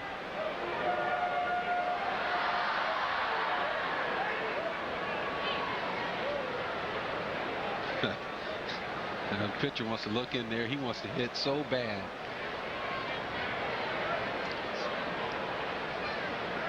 Yes. let it bounce. Caminetti decided to grab it. What happened there was they will give the pitcher once in a while, if he sees both the fielders charging that way, the swing away, and he does here, the slug bunt. Right, you see Caminetti stops, though, as soon as he recognizes he's drawing that ball back. Here's the old, is he going to drop it? Caminetti was trying to watch Jackson to see if he was running the ball out, and that determined whether or not he was going to try and drop it or not. But I think really you're doing the team in the field a favor if you can get the pitcher to swing. That's why they charge so hard. They'd like for you to get the pitcher to where he'll swing and try and put the ball in play. Right, and the pitcher does that on his own. There's not necessarily a sign for that. Here is Dykstra, who is 1 for 2 tonight. Lenny has singled and scored a run. No, you're right, Chris. There's no sign. What you hear is don't let him charge you. You know, Larry might get it from Fregosi, or you might hear somebody yell, don't let him charge you.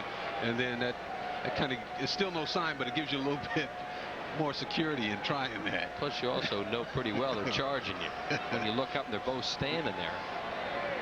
1 ball, no strikes on Dykstra. And Lenny takes it outside. 2-0.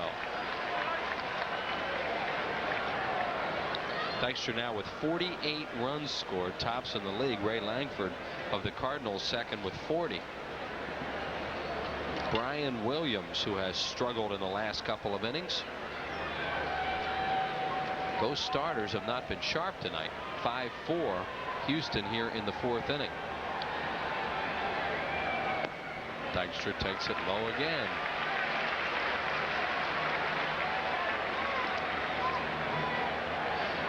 Not a real good ratio for Brian Williams. I mean, the kid called up from the minor leagues to pitch against a team, one of the better hitting teams in baseball. He's really being careful. Mel Stottlemyre, pitching coach. 3-0 to Dykstra. Strike called. Doesn't hurt to have someone like Mel Stottlemyre on your bench if you're a young pitcher in this league.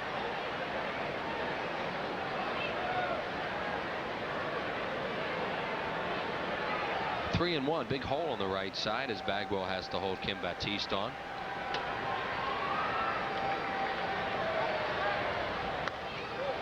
Williams was called for a balk earlier when he moved over to first. That was when Dykstra was on base. Well, he's new to this league, but it won't take him long to find out. 3-1, you don't groove anything to Lenny Dykstra. Boy, he could really hurt you. The balk was called by Ed Montague. We just saw the first base umpire. Chopper in the hole, base hit. Baptiste will stop at second as Bass got on it quickly. That's why it's nice to be a left-handed hitter. Yeah, to take advantage of that hole. And Bagwell is good. He almost got to that. You see 3-1, fastball's down a little bit, but Lenny had swing on his mind. And Bagwell almost a fine play. He was holding the runner on and had to come off and still almost got that ball. That's quick. Well, the key to holding Batiste to second base, as you mentioned, Chris, was the fact that Bass got on it in a hurry. And that'll stop the base runner if he sees him charge it that way. And he looked up at Larry Bowa, who was holding him.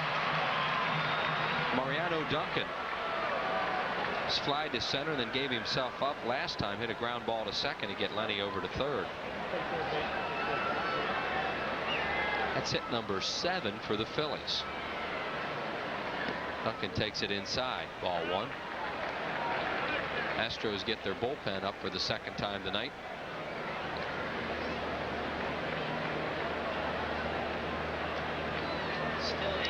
Once again, it's Tom Edens, a right-hander.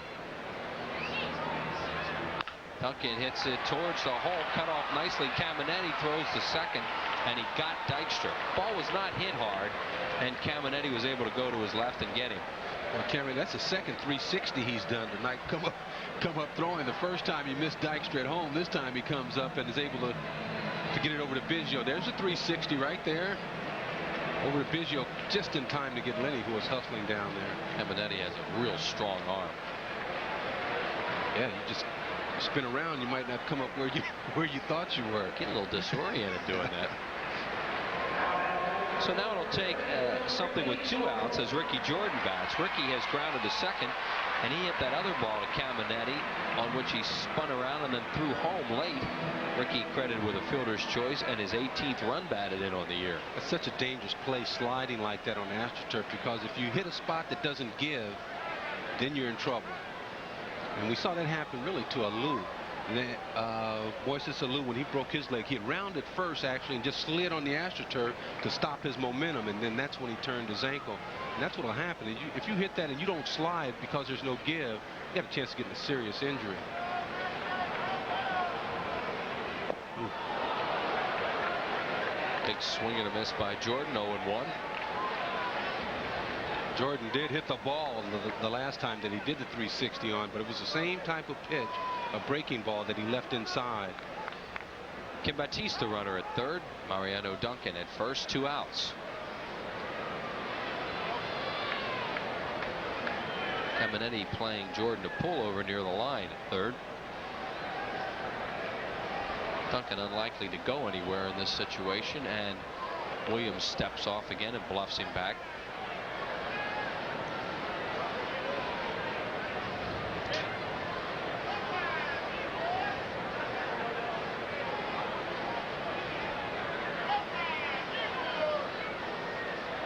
Send birthday wishes along tonight to Mr. Harry Emmel from Haddon Heights, New Jersey. That nice note from his wife, Mrs. Dell Emmel.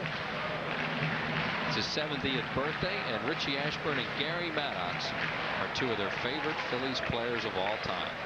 A double happy birthday. And we have them both here in the ballpark tonight. 0-1 to Ricky. Pop-up shallow right field. Kevin Bass is right there. He waits, puts it away, and the Phillies do not score here in the 4th inning. No runs. They pick up 2 hits, no errors, and they leave 2 through 4, 5-4 Astros.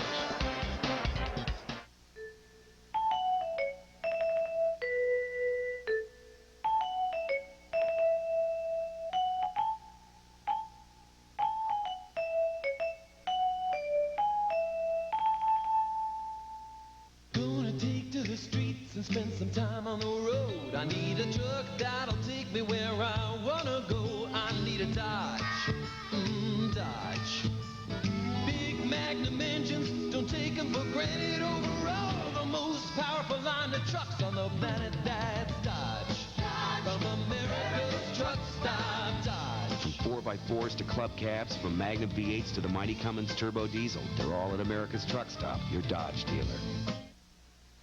I'm bored. Let's count the palm trees again.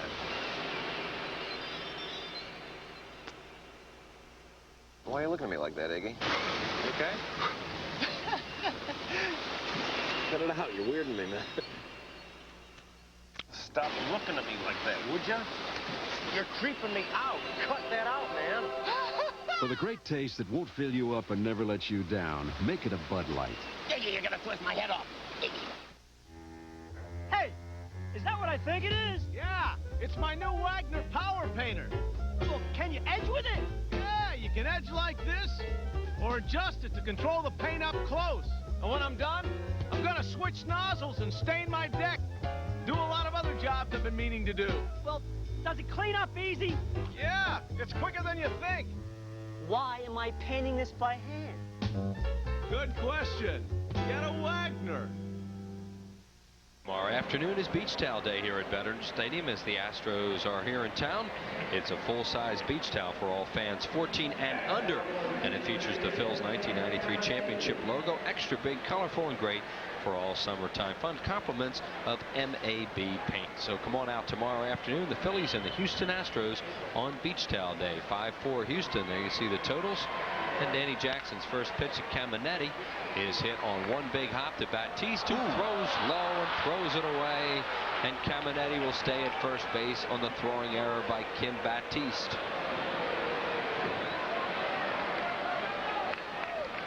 All right, well, here it is. Just a one-hopper, two-hopper right to Kim. Gets set. Boom. Now I've seen Kim. He has a hose over there, too. And when you throw the ball down in the If the ball's down, your stride is too short. If the ball's up, you're overstriding. So probably just too short a stride and threw the ball down into the ground. And it went right in the dirt, too, and they're the toughest ones to dig out. He didn't hit the turf. Yeah, they either like for you to bounce it close to them or way out in front, not out there in that dirt. The ball hit the tarp down the line, and Caminetti saw it come back, so he stayed there. Now a bunt. Jackson, good play to second, back to first, safe. Fine play by Danny Jackson, and it appears that Caminetti is hurt. Well, if he is, you know it's because he hit the bag. Oh man, he hurt his knee, it appears. And he is playing so well for the Astros. And the second base umpire, Gary Darling, immediately motioned to the Houston bench. So he either heard something or saw something to see that Caminetti was hurt right away. Yeah, the way he reached for his knee. Yeah, that's a shame.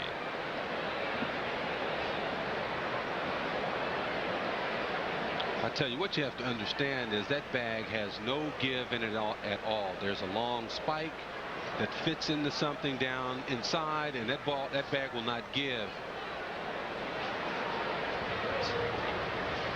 This is Danny Jackson jumping right on a poor bunt by Gonzalez, firing to second. Oh, you can see how hard he hit that bag. But you see, here's his throw to second. You'll see Duncan right there. Now he wants to get Duncan's leg, but you see Mariano moves it out of the way, and he hits right smack into the bag. Yeah, and he slid really close to it, with all that momentum. Really, and it's such a late slide. That's right into it. Oof. Oh, man. See, what you want to do is kind of like get that knee up over the bag, and you can slide out into left field, but he hits it and just plugs. Caminetti is a tough guy, too, and you know he's hurt. Very gingerly trying to put some weight on that left knee. Yeah, I think what you're going to see when we see it again is he only got the top half of the bag when he went into it. He hit it pretty solid, but he did get over it just a little bit. And obviously he's not going to be able to continue. They're just trying to get him off the field. Caminetti riding a career-high hitting streak with a 2-run double in the first inning. See, what you want to do when you're going in to break up that throw at second base, you want to hit in the ground and just lift your leg so you can go over the bag and get the pivot man there. But he doesn't quite get it. Man, that looks scary. Yeah, that was ugly. Good player. Rumored to be coming to Philadelphia at one point. And that, of course, as everyone knows, did not happen. And now Caminetti appears to have suffered an injury. And hopefully for the Astros, it's not a serious one. Well, it's not serious because he's able to walk off like that. If it were broken or something, he would have needed a stretcher. And now he's decided he's just going to totally walk off on his own. So Caminetti will leave the ball game. That was the first out of the inning. Now he's got to get down those steps. If I can talk to you a little bit about breaking up double plays, you want to stay up a little bit longer. If you're trying to get there to get that shortstop, you want to stay on your feet maybe a step longer so that you can slide and get there hard. You don't want to slide too far out in front. What he did was slide late, but you have to make sure you get that knee up over the bag. Here's Andre Dawson. Oh, excuse me. Tony Eusebio. Well, he convinced me last time. Gary comparing him to I said his stance. I said his stance was like Andre Dawson. And then he hit like him, right? That was pretty good. I mean, he hit the ball off the wall in center field. Convinced me. Inside 2-0. To the catcher, who has grounded out and double high off the wall in center.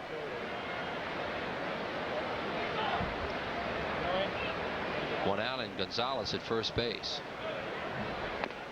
Ball 3.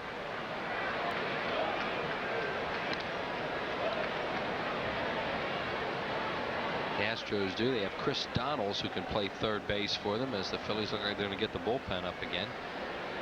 And their other infielder is Andujar Cedeno, shortstop. Walked him. That'll bring up Stankiewicz, the shortstop. Bob Wells gets up for the second time.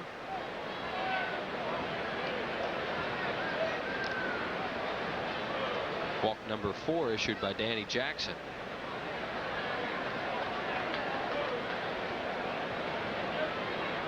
St. Louis Cardinals will be here when the Phillies come back to the vet. Our next Prism game will be on June the 9th.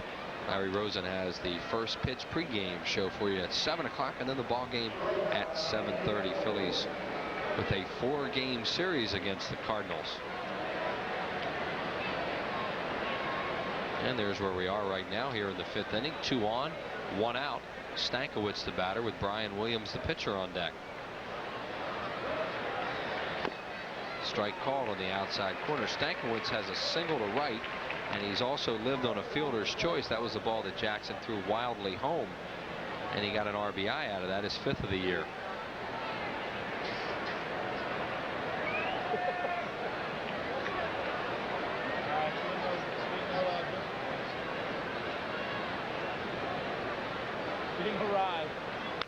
Fouled away right side and out of play. Andy Stankiewicz out of the Yankees organization, his first year in a Houston Astros uniform.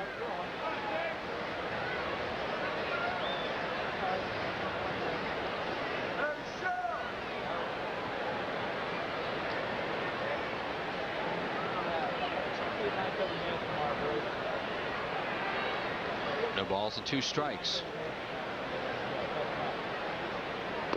Got him. Strike 3 called on the inside corner. 3rd time tonight Jackson's gotten that call. Stankiewicz didn't like it. Well, Jackson, he two fastballs on the outside part of the plate. Now he comes inside and just locks Stankiewicz. Strikeout number 5 for Danny Jackson. Here's Brian Williams, the pitcher, who was sacrificed twice tonight. Williams can swing the bat. He's not an out man up there. 2 for 5 on the year. Showed you earlier he was originally signed as a shortstop, and he hits that one off the end of the bat to Morandini. He'll go to first. Got him, and that'll do it in the inning. No runs, no hits, 1 error, and the Astros lead 2 more. They lead it by 1. Gonna take to the streets and spend some time on the road. I need a truck that'll take me where I wanna go. I need a Dodge, Dodge. Big Magnum engines, don't take them for granted. Overall, the most powerful line of trucks on the planet, that's Dodge.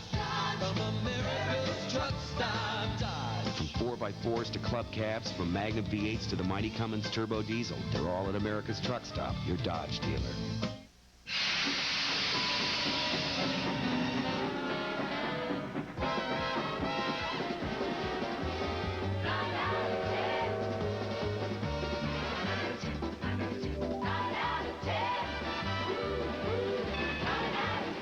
Where are they going?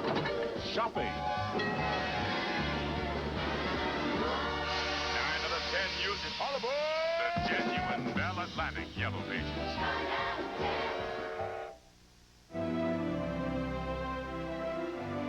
For years, the people of New England had a secret. A secret that guarded them from the harsh weather. A secret that protected their wooden vessels from the raging storms. And what they use to protect their wood, you can use to protect yours. Wood preservatives, stains, clears. Cuprinol, we promise the best. Phillies baseball is brought to you in part by Nationwide Insurance Enterprise. Nationwide is on your side. Your Nationwide agent in Roseland is Leroy Funk. Cento Italian Food Products is rooting for the Phillies this season. For every Phillies home run, there's been one tonight by Pete Incaviglia. Cento will donate $200 to the Philadelphia Child Guidance Center. Nutritional information can be found on all Cento labels. We're going to the bottom of the 5th inning. Astros lead it by a run, and as we figured, Chris Donalds comes into the game. The former New York Met will play 3rd base as Ken Caminetti had to leave the ball game after jamming his left knee at 2nd base. Yeah, he's up there getting some ice right now. Yeah, he's up there thinking how weird. I mean, I get on an error, and then the guy bunts it back to the mound. They go to 2nd and get me at 2nd. Boy, he thought for sure he had a shot at Duncan. He saw Duncan there, and as soon as he got ready to slide, Duncan moved his leg. Well, he plays hard, this Caminetti, and that's what he was thinking, to take Duncan out of the play. Darren Dalton tonight has flied to left and then hit a ball to left center, run down by Mouton on a good play. Brian Williams misses outside. Darren keeping that weight back a lot better. This last few games, I had a chance to watch some of the games on TV. He was just seemed to be lunging a little bit. Now he's back comfortable. Strike call, the longest outing for Brian Williams this year, 4 2/3 innings on April 16th at New York. Well, he pitches into the 5th inning here tonight. Dalton fouls this one away left side and out of play. Dropped in the Phillies family box and into the stands.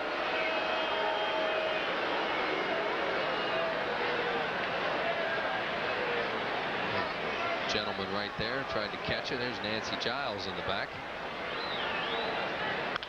Dalton hits it foul first base side. There's one of the owner's boxes. Take that back. Take that one back. Got a little bit off on the geography there.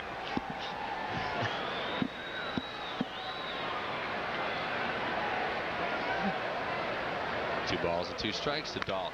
Fly ball center field, hit pretty well, but a lot of room for Mouton as Dutch got under that one. Drifts back, 1 away.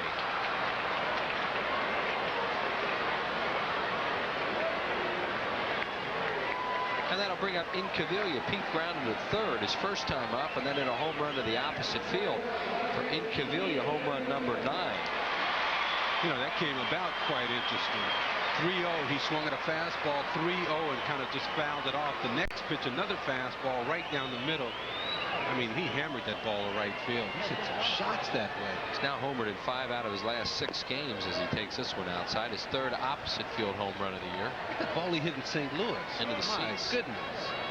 And Joe Torre said, boy, that shows you how that ball's juiced up. Mickey said the next day, come on, man, that's not juice, that's me.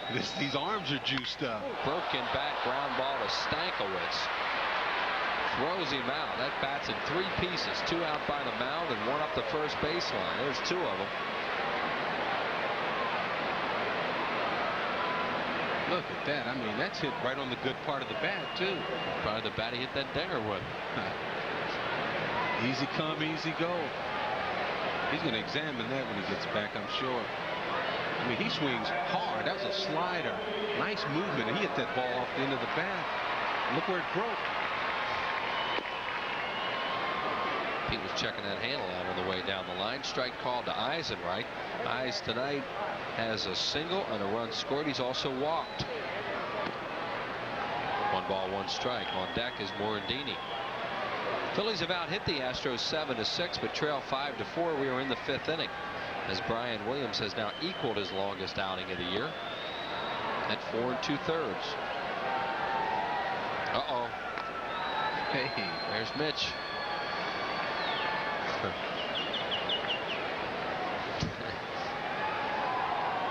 A lot of people here in the ballpark probably came here tonight to see Mitch Williams.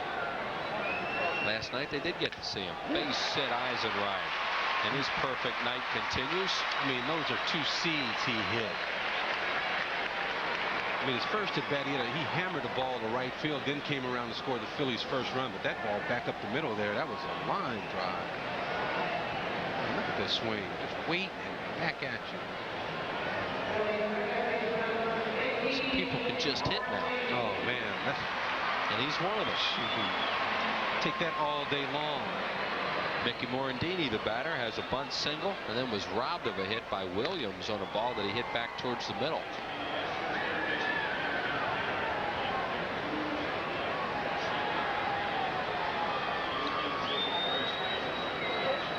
Bruised left patella tendon in the knee of area of Ken Caminetti, and he has been taken right now for precautionary x-rays. That patella tendon's the one that Ron Jones tore in both his knees when he was here with the Phillies. Well, you know, it could be the kneecap itself, which I did once. Crack that. Morandini takes it inside. 1-0. Brian Williams has given up 8 hits. So those bruises aren't anything to laugh at either. Let me tell you. Get one of those, it can be just like a break, depending on the severity. As far as time, anyway, and pain. Fouled away left side, out of play.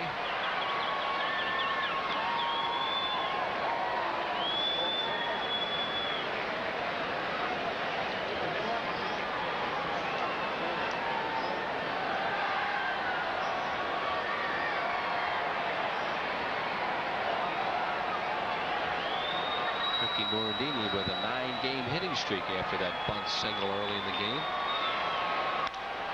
Fly ball foul down the line. Long run. Gonzalez. Foul territory. Runs out of room.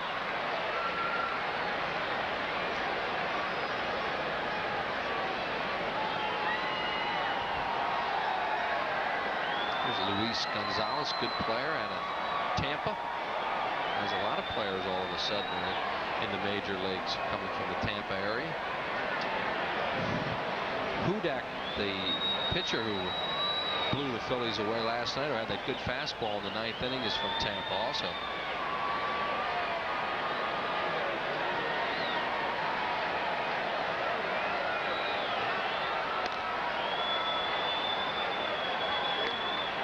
Second time is Eisenreich. See Williams throwing over the first base, and he does it a lot.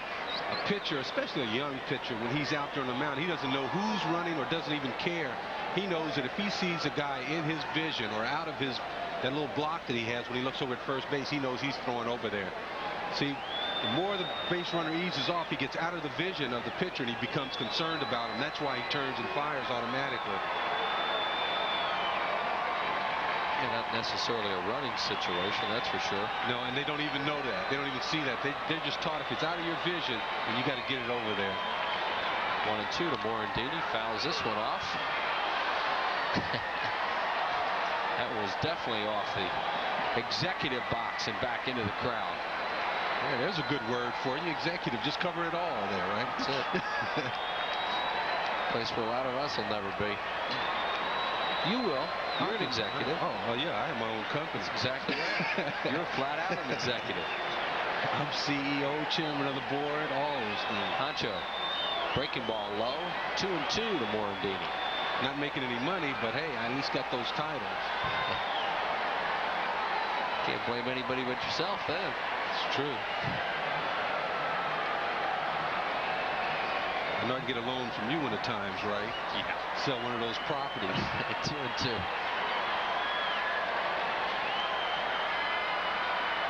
There goes Eisenreich. Morandini rips it foul first base side. They'll carry him out to Kevin Bass in right field, and back to first will go Jim Eisenreich.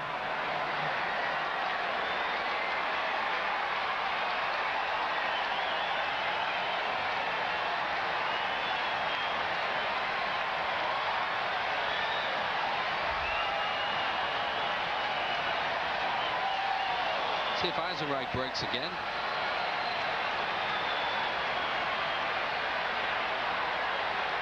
Nope. Morandini, fly ball, shallow center. Mouton to his right.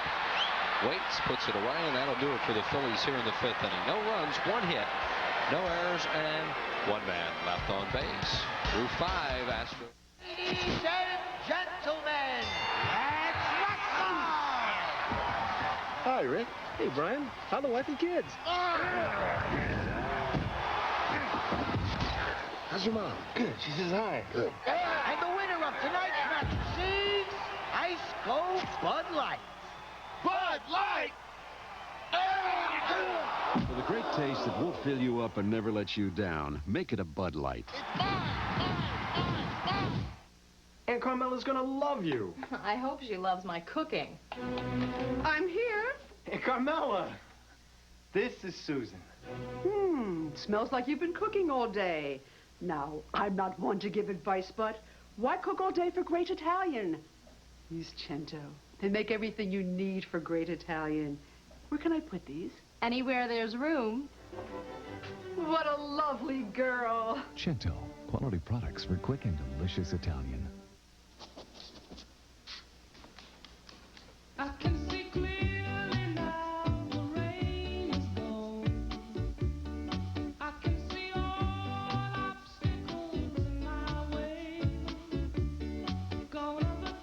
presenting the RCA 52-inch projection screen home theater. It's bigger and brighter than almost anything out there. RCA Home Theater products at Bryn Mawr Stereo, where we sell Goosebumps. And between innings, a little noise here at Veterans Stadium as I don't know why they're making so much noise for John Hudak as he goes to the bullpen, but the other guy with him. Who's that guy with Hudak? Who is that guy with Hudak? Right, Hudak. Mitch Williams, I tell you, you can say a lot of things about him, but you know, I know all of last year, and it goes all the way down to that final pitch in the World Series. He wanted the ball. He always wants to be out there. You can give it to him time and time again. You can't make that claim about everybody in a tight situation. Astros lead it by 1 at 5-4. You see the Phillies have out-hit Houston. But the Astros, with that 3-run fourth inning, wiped out a 4-2 Phillies lead. And that's where we stand, top of the order. Mouton with a line drive, base hit to left field, fielded on a hop by Incaviglia, who gets it back in. So the Astros now have a base runner with some speed in the leadoff man James Mouton, who has stolen 11 out of 13 this year. And here is Kevin Bass.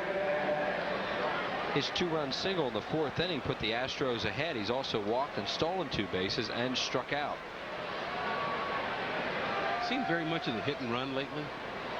Where's that gone? Teams. Yeah, you're right. Just certain teams hit and run. There they go. Mouton is out at second base. A great throw by Dalton. That was a straight steal, and he gunned him down. Danny Jackson, a good job of getting the ball to home plate pretty quick to give Darren Dalton this opportunity. Mouton meet Darren Dalton, the best catcher in the National League. You see the ball there in plenty of time.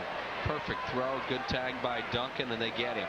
So that'll help Danny Jackson a little bit as they get a speedy base runner off. Duncan putting the tag on Mouton.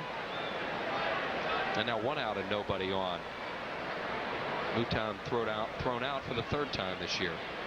So if Mouton can get that kind of jump all year, there aren't many guys that's going to get him. Yeah, that took a perfect throw. Right. You got to go ahead and take your chance. If it's going to take a perfect throw to get you every time, you got to be running. And that's what that man just delivered. The count now is 1-1 on Kevin Bass. On deck is Biggio.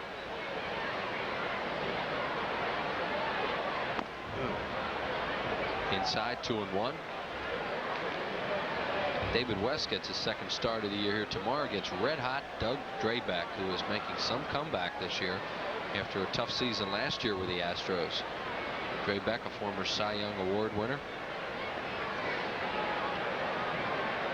7-1. Ground ball in the hole, a base hit. But Dalton really helped Danny Jackson by throwing out Mouton. Bass is on with his 2nd hit of the game, and the hits are now even at 8. Darren Dalton wanted a fastball, and he wanted it to tail away. Now, if Bass would take a fastball that's away from him and try and pull it like that, then he's in trouble. But Darren wants this ball away, and he wants it down. But look how it comes back over the plate. It's almost inside.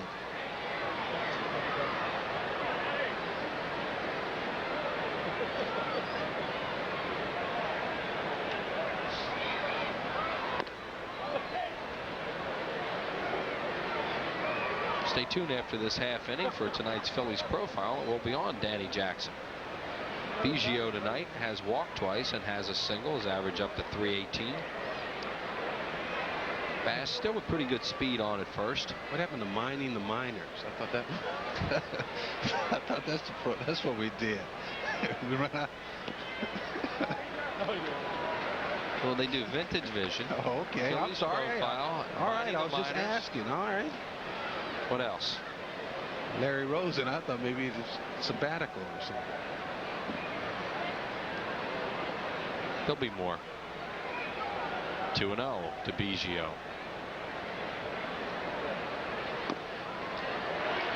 Strike call, 2-1. Bagwell on deck. Danny Jackson is due to bat 2nd for the Phillies in the 6th inning. All right, this is the time to do something here. Good. 1 out, 2-1. You can do anything you want. And a good combination for it with Biggio with good bat control and Bass the base runner. And nothing happens. Grounded up the middle, right on the bag for Morandini, and they get the double play. Perfect double play ball. 4-3 on the DP. In the inning, no runs, 2 hits for the Astros, no errors, and for the first time tonight, the Astros leave nobody on base. Time now for tonight's Phillies profile as Larry Rosen visits with a guy who could be headed for the All-Star game this year, Danny Jackson.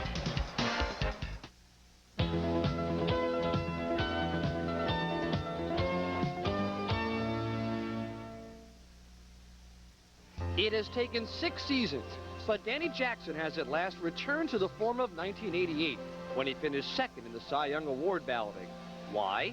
The return of the late-breaking slider, one of the heaviest sinkers in baseball, plus a maturity born of the years of struggle. Jackson has attempted to set a tone for the starting staff and his teammates, taking responsibility, looking ahead with a positive vision.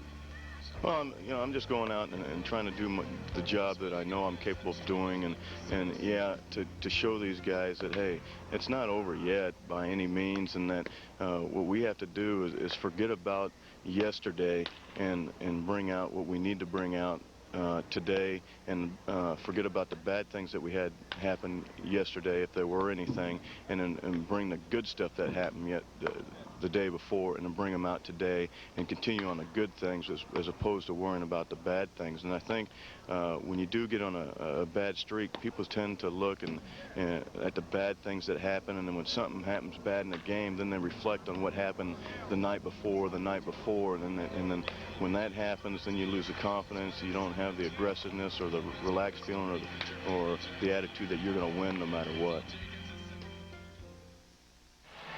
Well, back here at Veterans Stadium, Kim Batiste will lead it off, and then Tony Longmire has moved into the on-deck circle to bat for Danny Jackson, who had 36 pitches in the first inning tonight.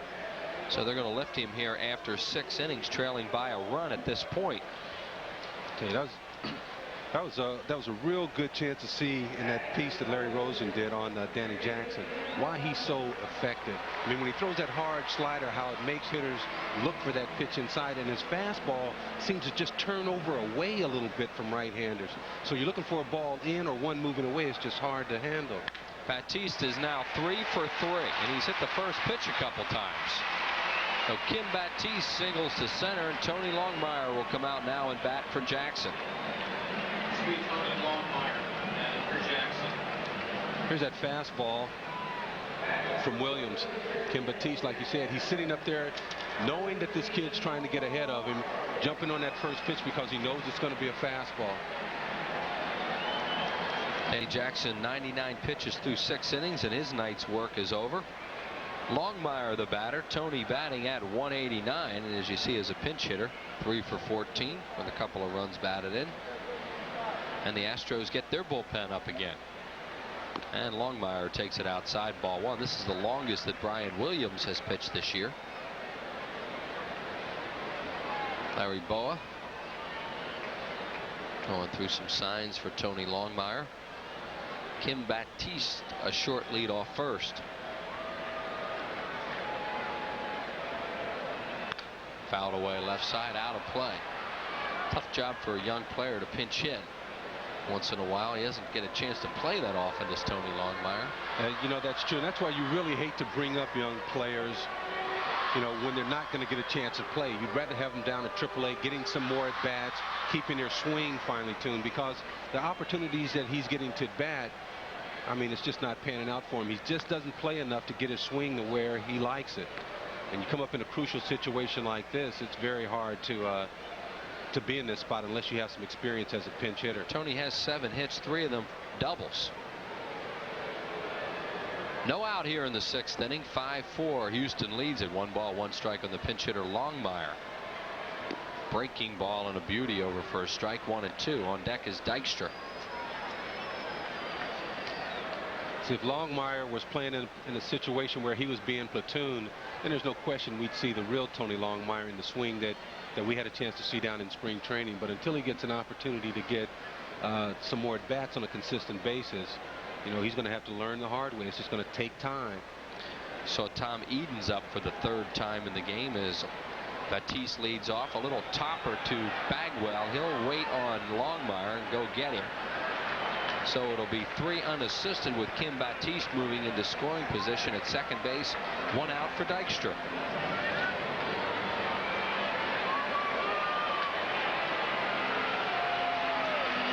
Lenny Dykstra got off to a slow start in April of last year, and then this year, same thing. As you see tonight's average at .330. That's just unbelievable where he has come.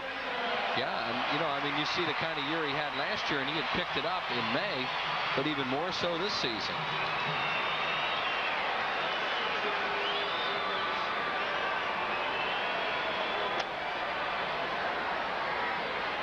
Dykstra takes it high and outside, ball 1. Lenny is grounded to second, then single to right, scored a run, and then single to right his last time up. 2 for 3.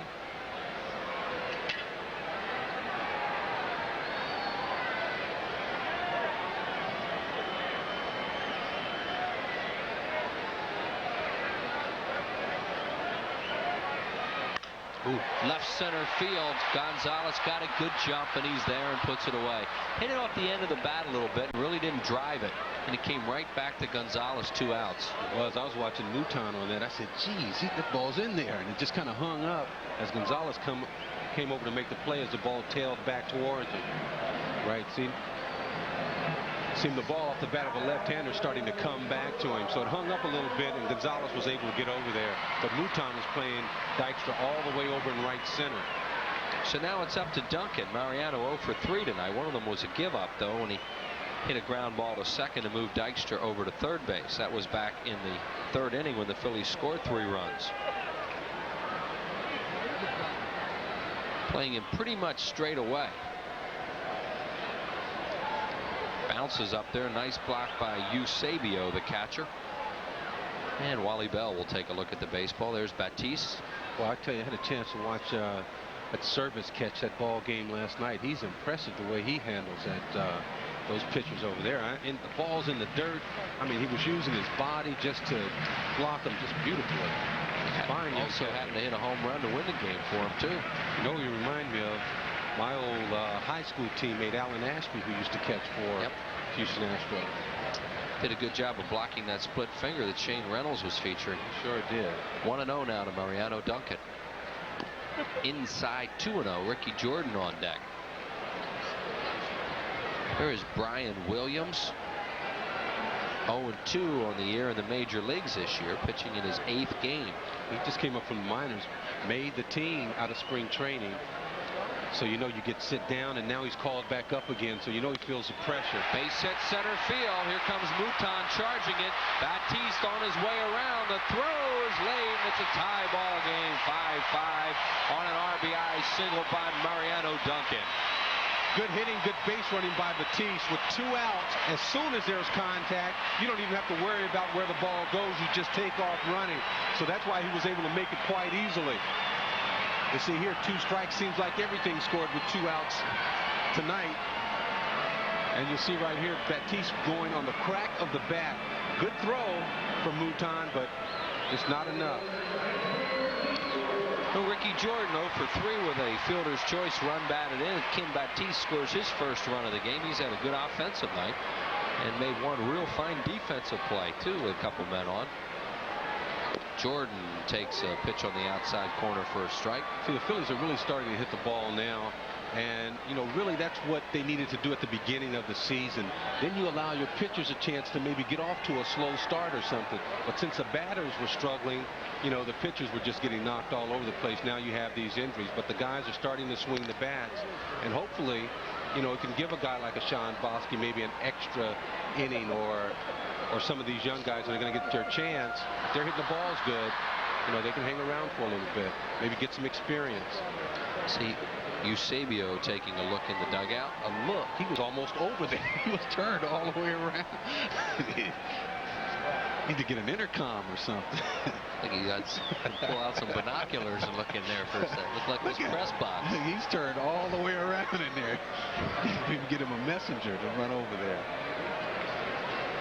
The ball's in a strike on Jordan with Mariano Duncan at first base. Ricky tops it towards short. Stankiewicz fires over to first. That'll do it, but the Phillies tie the game on 1 run on 2 hits. We'll see Gary Maddox back here on June the 9th, and we're tied at 5.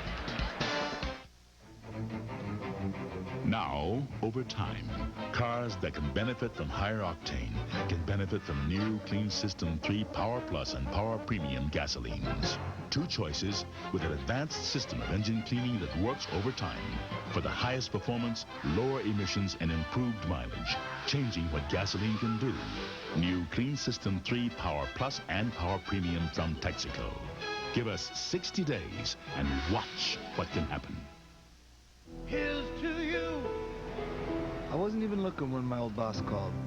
He said he had an opening, more responsibility, an office with a great view, even a piece of the business. I told him I'd think about it. Oh, you got my message? Yeah, all of them. Yeah, but that might still fit. Dad can be pretty convincing. Budweiser. Crisp, clean, classic. Oh, by the way, parked in my spot. Proud to be your bud. To play baseball, you need a ball, a bat, 2 teams, 4 bases, and a field. But if you really want to play ball, you need Lenny Dykstra, Darren Dalton, Mariano Duncan, and Danny Jackson. You need the National League champion Philadelphia Phillies. And to get them, you need Prism. Prism plays hardball with exclusive home game action you won't see on any other channel. It's real baseball, Phillies baseball, all summer long on Prism. The channel that knows how to play ball.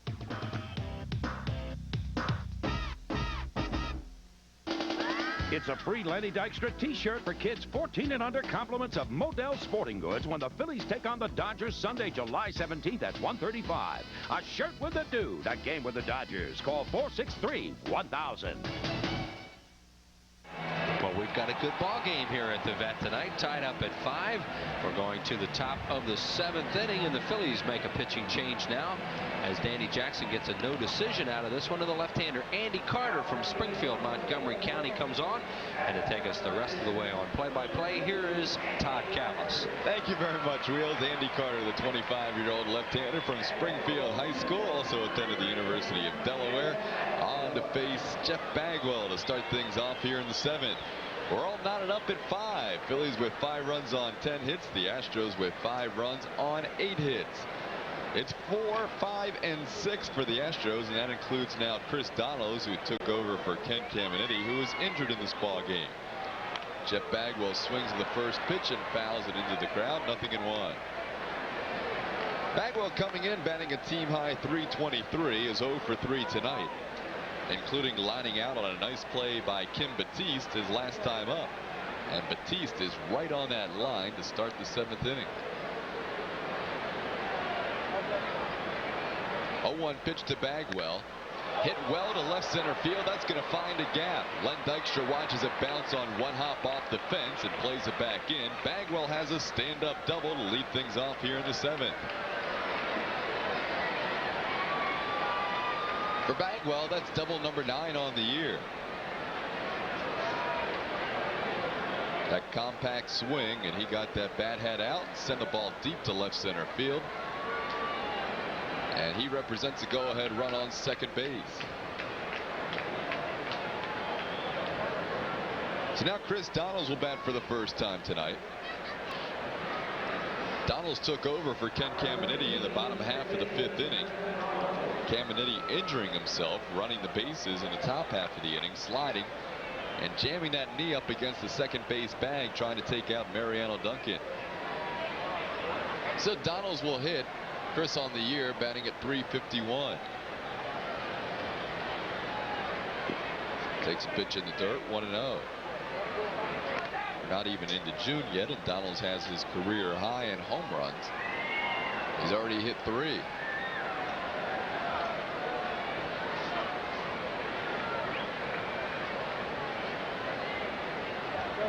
Started a game at second base, primarily a third baseman. 1-0 pitch, tried to bunt his way on and fouls it back to Luis Gonzalez in the on-deck circle. It's 1 ball and 1 strike.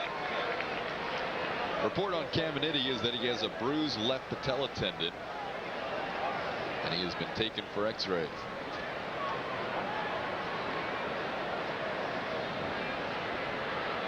Andy Carter on the season A record of 0-1, 3.65 ERA. This is his 9th appearance on the year since his call-up. Major League debut resulted in an ejection against the San Diego Padres. He hit 2 of the 3 batters he faced in his debut.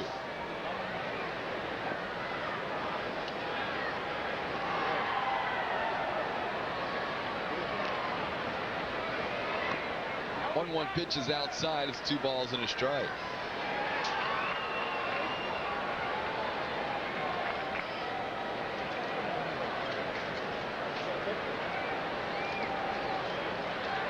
Donalds was drafted by the Florida Marlins in the expansion draft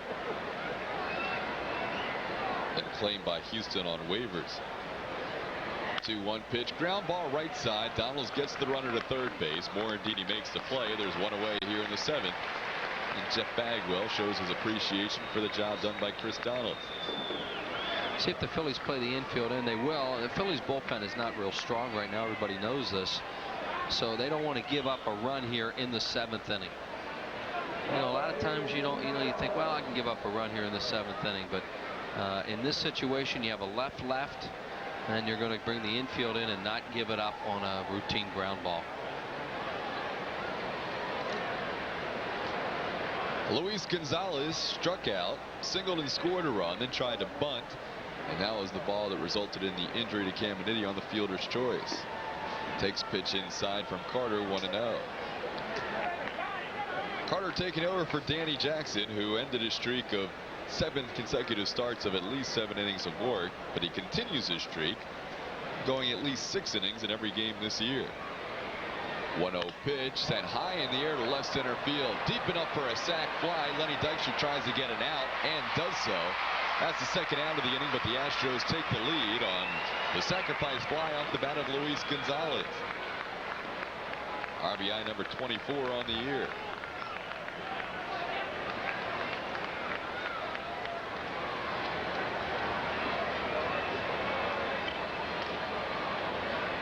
They sent a happy birthday tonight to Tommy Green's grandmother, we understand, is watching the ball game. She's in town. Ruby Pignatello. Ruby was heavily featured in the Phillies' home companion video last year. Did a great job. Tony Eusebio takes a called strike, 0-1. Tommy Green back with the ball club and going to be out for a while now after the surgery performed by Dr. Marone the other day. Curt Schilling coming along pretty well. Dr. Marone has had a lot of press conferences. Way too many. Last year, nobody knew who the doctor was, and Dr. Marone liked that. As Jim Fregosi and John Vukovich, Johnny Padres look on. This year, Dr. Marone has gotten a lot of airtime. Fouled back, it's 1-2. Astros lead at 6-5. This game has gone back and forth a few times. A Jeff Bagwell leadoff double. Runner advancement by Chris Donalds and a sacrifice fly by Luis Gonzalez has Houston back on top.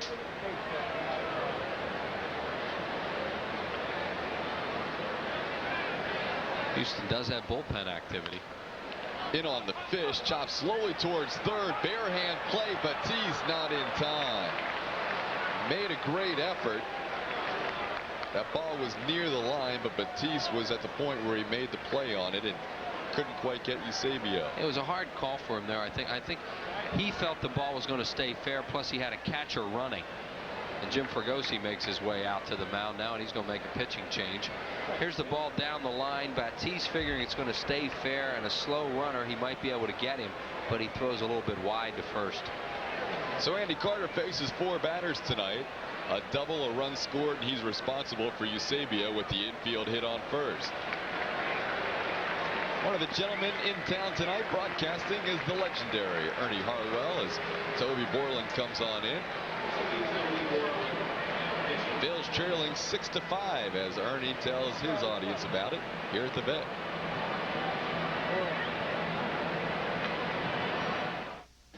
Top Come see the Phillies take on Ryan Sandberg and the Cubs Monday, Tuesday, and Wednesday, June 6th, 7th, and 8th, all at 7:35, followed by the Cardinals. Thursday and Friday, June 9th and 10th at 7:35. Saturday the 11th at 7:05. And a special Sunday night at 8:05 when men 15 and over get a free cap featuring the 93 championship logo, compliments of Texaco. The Cubs and the Cards capped off with a free hat. For tickets, call 463-1000. Hey, is that what I think it is? Yeah, it's my new Wagner Power Painter. Well, can you edge with it? Yeah, you can edge like this, or adjust it to control the paint up close. And when I'm done, I'm gonna switch nozzles and stain my deck. Do a lot of other jobs I've been meaning to do. Well, does it clean up easy? Yeah, it's quicker than you think. Why am I painting this by hand? Good question. Get a Wagner. On this Memorial Day weekend, it's a good time to remind people that the summer movie season gets underway next week on Prism with hits like Free Willy, Dave, Weekend at Bernie's 2, and Diggstown. Just some of the great movies you'll see this summer on Prism starting next week. New pitcher for the Phillies is making his second ever Major League appearance. Genuflex in prayer briefly. Toby Borland, who made his debut last night, allowed a couple of hits and a deep fly ball to Luis Gonzalez to get out of the 7th inning. So his second ever appearance in a big league game. Wills, this guy I thought was more of a submariner than he is now. He's more of a side armor. Yeah. Yeah, he never was quite. Never was really, you know, like an Abernathy or Tekulve. Or Tekulve, yeah. You know, those kind of guys. Comes from the side and, you know, kind of slings it. Borland takes over for Andy Carter. Carter has allowed 1 run and is responsible for the runner on first. Borland 1-0 pitch to Stankiewicz, swings and misses 1-1. I mean, you would think that Borland, if he gets the pitch where he wants, would be very tough on right-handed batters, because your tendency has to be to pull off him a little bit. He's tall and comes from the side. Borland, 24 years of age, turns 25 tomorrow. The 1-1 pitch is outside. It's 2-1. Stankiewicz has reached base twice, scored a run. He has singled, reached on a fielder's choice and scored, and struck out. Getting a start tonight for Andujar Cedeno at shortstop.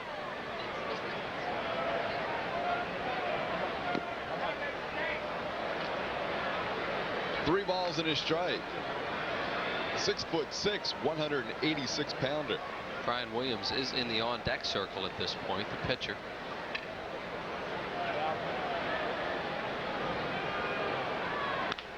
Line drive up the middle, base hit. Dykstra fields it.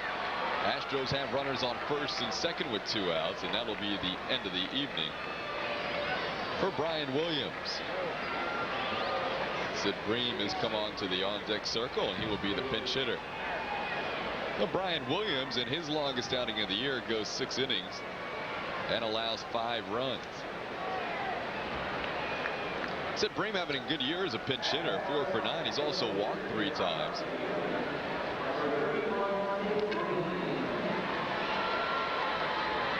Bream will pinch hit with 2 on and 2 out. Sid Bream, the Pennsylvania native, who probably will be forever remembered for that run he scored to send the Braves to the World Series against the Pirates on the 2-out hit in the bottom of the 9th inning. Francisco Cabrera, and he just lay there, you know, kind of pounding on the ground, and his teammates jumped on him because Bream didn't run real well. He's had a lot of knee problems throughout his career. Always been a good hitter, though. Swings at the first pitch, grounds it towards first. Ricky Jordan makes the flip to Borland. That'll do it for the Astros here in the 7th. They do score a run to take the lead on 3 hits. 7th inning stretch time at the vet. The Astros by 1. Sweet dreams till sunbeams find you. Sweet dreams that leave all worries behind you. But in your dreams, whatever they be, dream a little dream. Hey guys, on me. Boy, Alexander Holyfield's some nice guy. Yeah, a real humanitarian.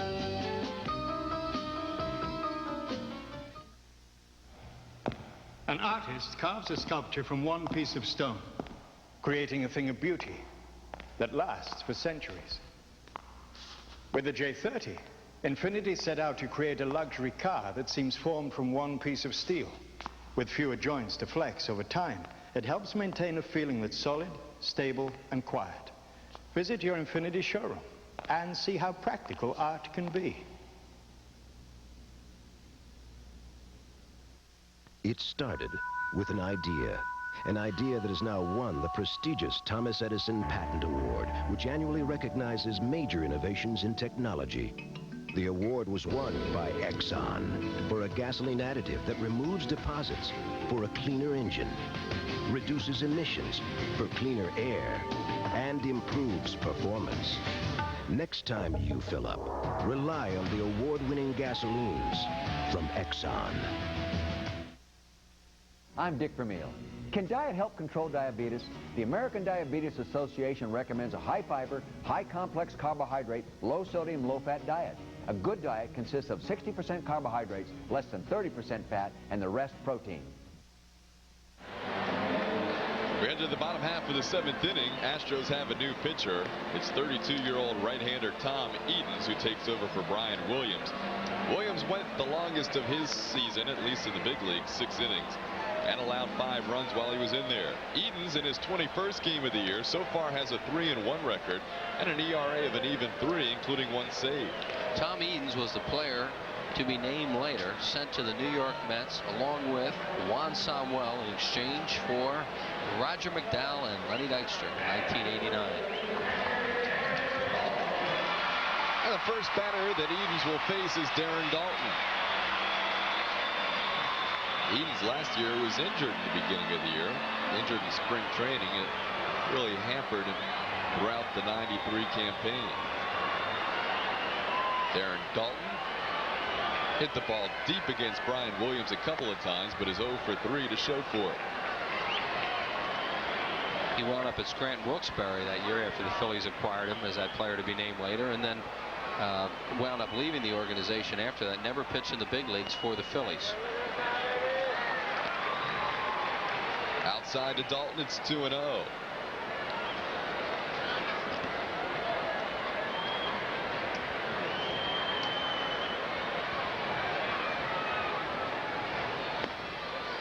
That's a called strike. 2 balls and a strike to Darren Dalton. Dalton is fly to left, line deep to center field, and then fly deep to center field. Here's the starting pitcher tomorrow. He's having an outstanding year, Doug Drabek. Hard hit ground ball smashed towards first. Bagwell with the play to first, and Dalton is saved. Darren Dalton beating the throw from Bagwell to Edens, who was a little bit late covering, and the Phillies have a leadoff runner. Yeah, they had a little miscommunication there, it appeared, and Edens was late. I think Bagwell thought at first that the pitcher would be there, and then he was starting to take it, and then Edens was late. See right there, Bagwell was going to take it himself, and now decides he needs Edens covering, but Edens wasn't there.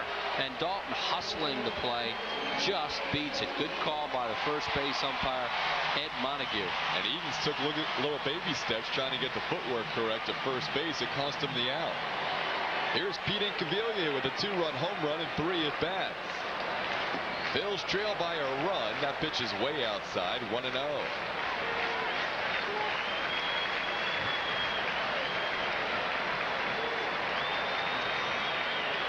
Phil's with their 11th hit on the night.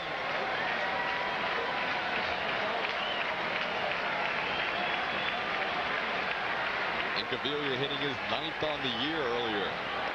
Breaking ball outside, 2-0. Both starting pitchers had similar lines. Danny Jackson, 6 innings, allowed 5 runs on 8 hits and walked 4. Brian Williams, 6 innings, allowed 5 runs on 10 hits, walked 1. Williams did not strike out a batter. Jackson struck out 5. 2-0 pitch, sent high in the air, deep to right field. Bass is back towards the wall, against the wall, makes the catch. Incaviglia made a bid for his 4th opposite field home run of the year, but fell about 5 feet short. Yeah, he just didn't drive that one the way he did the first time. Plus, he got it out a little deeper, too. He got it out more towards the 371, and it died on the warning track. He gets a pretty good swing at it, but you see, I think he just got it off the end of the bat a little bit more than he wanted. And there, right at the back of the warning track, Kevin Bass has it.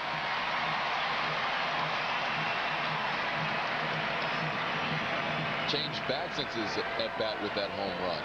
Broke that, shattered that last home run. Really shattered it. He hit it well, but just not enough to get it out of the ballpark to the opposite field. There's Jim Eisenreich. He's been on base all 3 times. He takes a called strike, nothing in 1. Eisenreich has singled, scored a run, walked, and singled. Phillies trail 6-5. Both teams with 11 hits on the evening.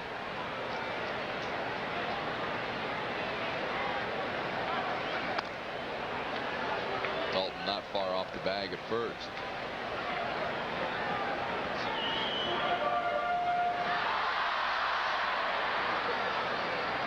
Edens came in last night's ball game. Pitched to Ricky Jordan, got him to fly out. The Phillies at first and third, nobody out. Pitches inside for a ball, 1-1. Terry Collins in last night's game went righty, lefty, righty with a 4-2 lead in the 8th. Fanatic is trying to put the whammy on Tom Edens.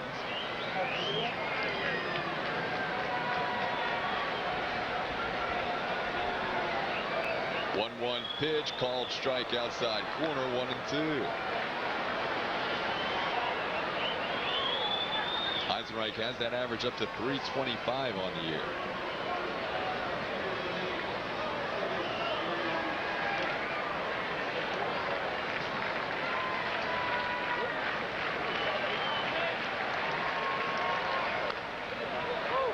Stayed with the curveball and fouled it right to the Fanatic on top of the dugout.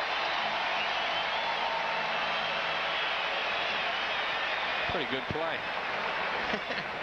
On a big hopper, second hop, right up to the Fanatic who makes the play. Fine snag by the Philly Fanatic. He does a little strutting.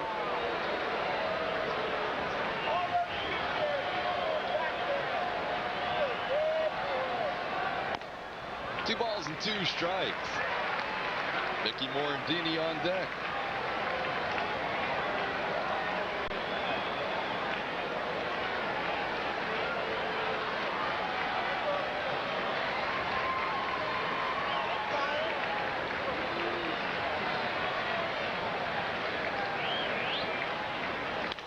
Ground ball towards the hole, past the diving Stankiewicz into left field. Phillies have runners on first and second on Jim Eisenreich's 3rd hit on the night. Eisenreich and Baptiste both with 3 hits in the ballgame. Stankiewicz almost, see, that's a play there where you, as an infielder, basically what you can do is cause problems. I don't think he's going to get to that ball, and you might deflect it away from your outfielder. In this case, he did deflect it, but not far enough that Gonzalez couldn't come and get it. Tying and go-ahead runs on base. We're in the bottom half of the 7th inning. Mickey Morandini, who extended his team-high 9-game hitting streak, his first time up, chops one foul, nothing in 1. The Fanatic's going for everything close. Little Pete Rose out there, head first. Young left-hander Mike Hampton warming up. Saw him in the game last night. Also saw Edens for a 3rd of an inning. They used about everybody. Only Todd Jones didn't appear last night out of the bullpen. 5 pitchers out of the pen used last night. 0-1 pitch, ripped but foul, nothing in 2.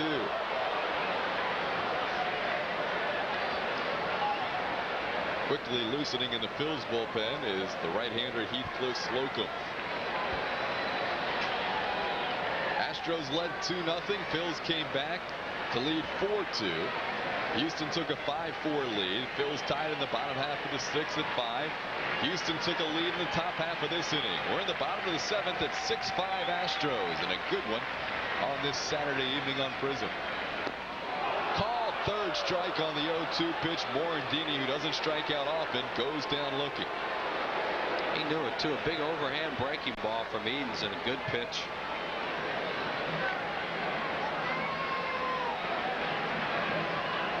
Here it comes. 0-2 hook. Perfect strike.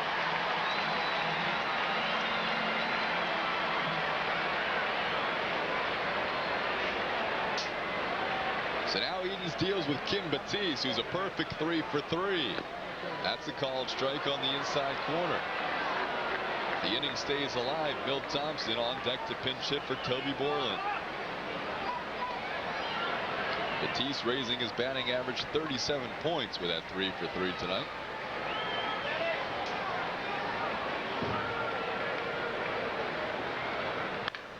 Ground ball towards Stankiewicz, throws to second. That's the force out. The Phillies fail here in the bottom of the 7th. A couple of men aboard on a couple of hits. They're left on. We head to the 8th, 6-5 Houston. There's a new kind of energy around here. A company that can meet your energy needs well into the next century without building even one new plant, which means no large increase in the cost of your service. A company whose oil-fired generators will also run on natural gas. Another way to help keep your bill down. There's a new energy company around here and a new name. Pico Energy, focusing our energies on you. It comes specially equipped with dual airbags, cruise control, air conditioning, 4-speaker AM/FM cassette stereo, and power accessories like luxury sedans costing twice the money. The 1994 Nissan Altima GXE. It not only defines what a luxury car should be, it redefines what a luxury car should cost. Lease the Altima for just $750 down and $229 a month for 36 months. Here are 3 premium flat latex wall paints and new Everclean, only from Sherwin-Williams, a paint that really holds up against stains. We'll take tough stains like grease, red wine, tea, grape juice, coffee, mustard, and let them set overnight. Everclean is a flat latex wall paint with a non-porous finish, so it cleans off easily. Stains don't stand a chance with new Everclean. It's Sherwin-Williams. Phillies Baseball on Prism is brought to you by Dodge, a winning team, the championship Phillies, and the award-winning lineup of new cars and trucks at your local Dodge dealer. By Pico Energy. There's a new kind of energy around here, Pico Energy. And by RCA, home theater TV, RCA changing entertainment again. Top half of the 8th inning, the Astros leading 6-5. They'll have the top of the order to face young right-hander Toby Borland. James Mouton is their leadoff hitter. Borland coming in the 7th inning, retired 1 and allowed a single. His second ever Major League appearance. Hope you're enjoying your Memorial Day weekend. Glad you could spend part of it with us here on Prism. Phillies losing the first game of this 3-game series last night by the score of 4-2. Trail here tonight 6-5, and Doug Drabek looms tomorrow. So a big game for the Phils tonight in this short 3-game homestand. James Mouton is hit by the first pitch of the inning from Toby Borland, right on the bat, and he'll stroll down to first base as a hit batter. Well, it's important that the Phillies try to keep this to 1 run, and that's a bad start because Mouton will run, and especially after he gets hit. When a guy gets nailed like this and he's a base stealer, a lot of times they want to run right away. Although that one looks like it hurt him a little bit. By the way, the Astros have a right-hander, David Veers, who we saw last night, and the left-hander Mike Hampton up in their bullpen at this time. Their bullpen's been doing a pretty good job. Going to hit him right in the small of the back, right in the middle of the back, as you take a look at the lefty Hampton and the right-hander Veers. Yeah, he had no chance to get out. When a guy's sidearming and he throws a fastball, it's going to chase you. And Mouton had no chance to get out of the way of that one. Mouton has stolen 11 bases this year. He was caught earlier tonight by Darren Dalton. He's 11 out of 14 in the stolen base department. That'll bring up Kevin Bass, who's having a fine game. Bass making a spot start tonight is 2 for 3. Walked and scored a run, knocked in a couple, and stolen a couple of bases. Bass knocked in 2 key runs in that 4th inning to give Houston a 5-4 lead at the time. They now lead 6-5.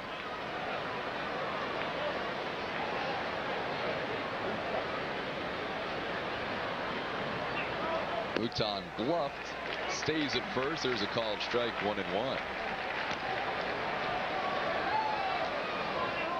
The numbers tonight almost identical. Phils with 12 hits, Astros with 11. Both teams have left 9 men on base. Both teams have scored 4 runs with 2 outs.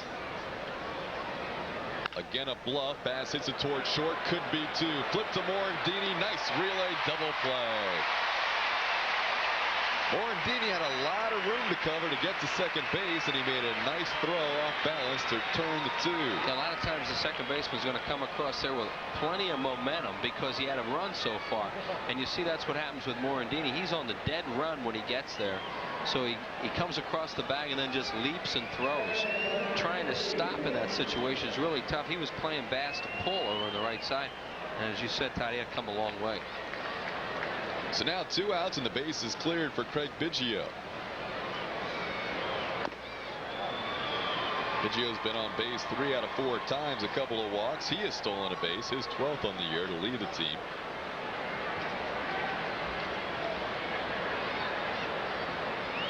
.1-0 pitch, chop foul past McElhinney at third. It's 1-1.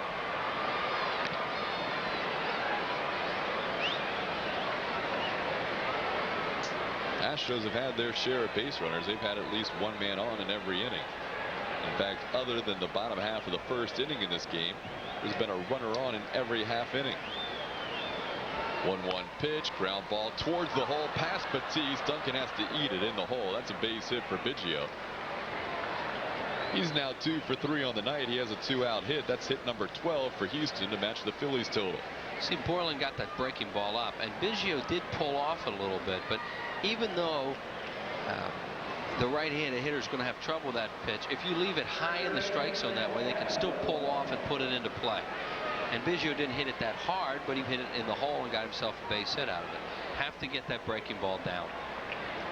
Especially to this guy, Jeff Bagwell. He doubled against Andy Carter his last time up. That's a real good breaking ball there if you're ahead in the count, because the hitter will chase it. You know, sometimes they'll even chase it on the first pitch if they're thinking fastball, but Bagwell evidently was not, saw it and took it. Bagwell scored the go-ahead run. 1 for 4 on the night. There goes the runner, swing and a miss.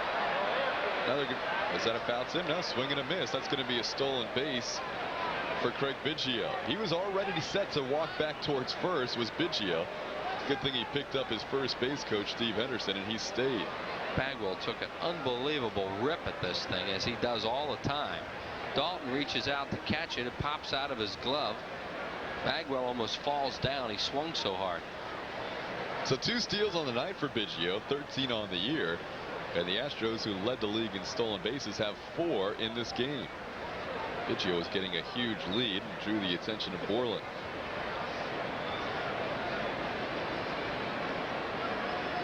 One ball and 1 strike to Jeff Bagwell. Pop foul. Jordan will give it a look, but this is heading towards the crowd. Right, jammed him with a pretty good fastball that time. Now this is where they can go either way. He might come back inside with it, but if they think he can throw a good breaking ball here, it's a good time to go for the kill with Bagwell and try and strike him out away. And he really needs to get it down. Bagwell faced Borland last night in his debut and singled to center field. This was smashed foul in the Phillies dugout and out of the Phillies dugout. Well, that's what they tried to do, was go away from him. And Bagwell's a good hitter. He spoiled it, just got it off the end of the bat and kept himself alive. Here's tonight's paid attendance: 40,523. 40523.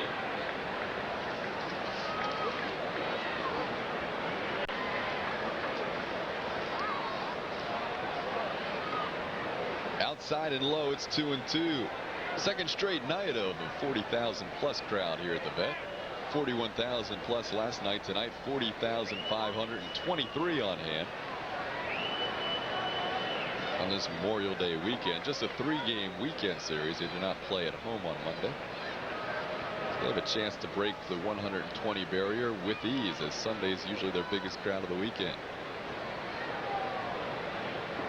That's a guy the Astros would really like to get home for an insurance run. 6-5 Houston. We're in the 8th. Borland has a 2-2 count to Jeff Bagwell. Now the count goes full. He's throwing it down the middle, and it's just breaking too far away from Bagwell, and he sees it, and he's able to stay off it. And it's a pretty good slider that he's throwing, but it's not one that the hitters are going to chase that much, because it's just too far outside. In the minors, Borland averages a strikeout an inning. 3-2 pitch, fastball on the inside part of the plate. This one's fouled off on the left side.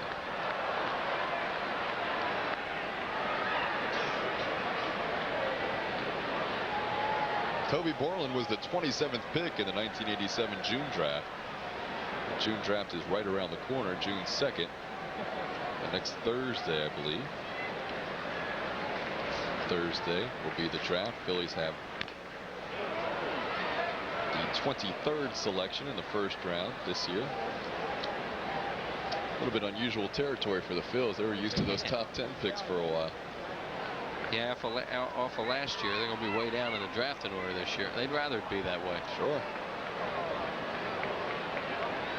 I went away from him that time. Fastball in, and then that pitch away as you look at your line score. Full count pitch is ripped into left field for a base hit. Around third comes Biggio. Incaviglia's got no chance. Astros take a 7-5 lead. The throw is over the cutoff man, and in the second goes Jeff Bagwell. Well, Biggio and Bagwell faced Borland last night, and they're both 2 for 2 now against the side-arming right-hander. And the Astros get their insurance run. Well, you see, it looks like he tried to run that fastball. Yeah, he did. He tried to run the fastball in again, but he left it right in the middle of the plate, and Bagwell's not going to miss many of those. And now Incaviglia overthrows a cutoff man here. There's nobody in the area where he throws it. As you see, it goes over everybody. Bagwell picks up on that and moves into second base in the scoring position. So Bagwell with his 44th RBI on the year. Here's Chris Donalds, takes a pitch outside for a ball, 1-0. I think Incaviglia anticipated Batiste being further down the line then, and he threw it where he thought he was going to be, and he wasn't there.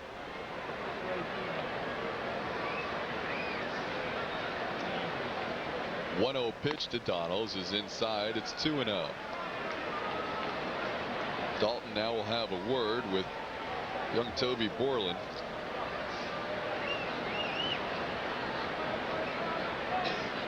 After our ball game, Made in America, featuring Whoopi Goldberg and Ted Danson, so make sure you stay with us on Prism for that one.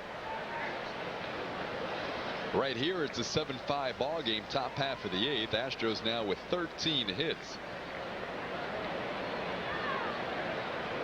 They've had a lot of base runners in this ball game. 2-0 pitch to Donalds. 3-0. Danny Jackson, the starter, gets a no decision tonight. The pitcher's of record right now. Brian Williams for the Astros. Andy Carter for the Phillies. 3-0 pitch to Donalds. High ball 4.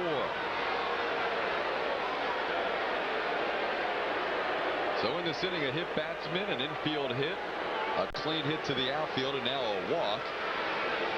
A double play ground ball saving Borland temporarily. But a run home and now 2 aboard, and he's going to get a meeting at the mound with Darren Dalton and Johnny Padres. Right-hander Bob Wells is loosening. Borland has been in the Phillies organization since they drafted him. Started his pro career in '88. Made all the steps up the ladder, including AA in 1990, AAA in '92, and the big leagues in '94.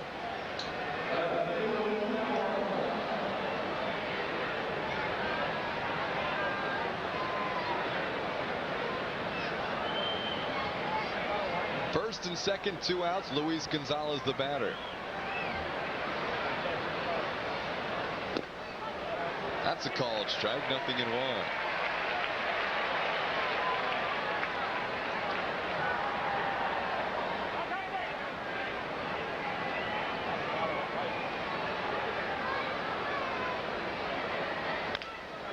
Chop foul. Borland ahead of Gonzalez. No balls and 2 strikes.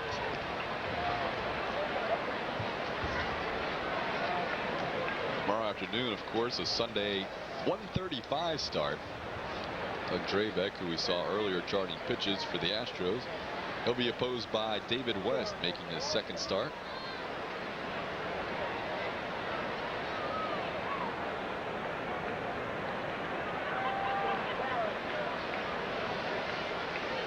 Oh, 2 pitch is a slider inside, 1 ball and 2 strikes.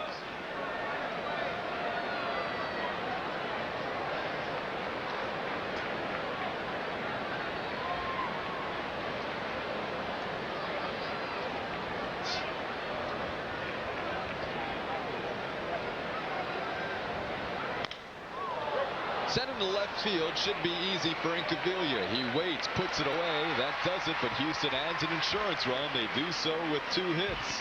We head to the bottom of the 8th. It's 7-5 Astros.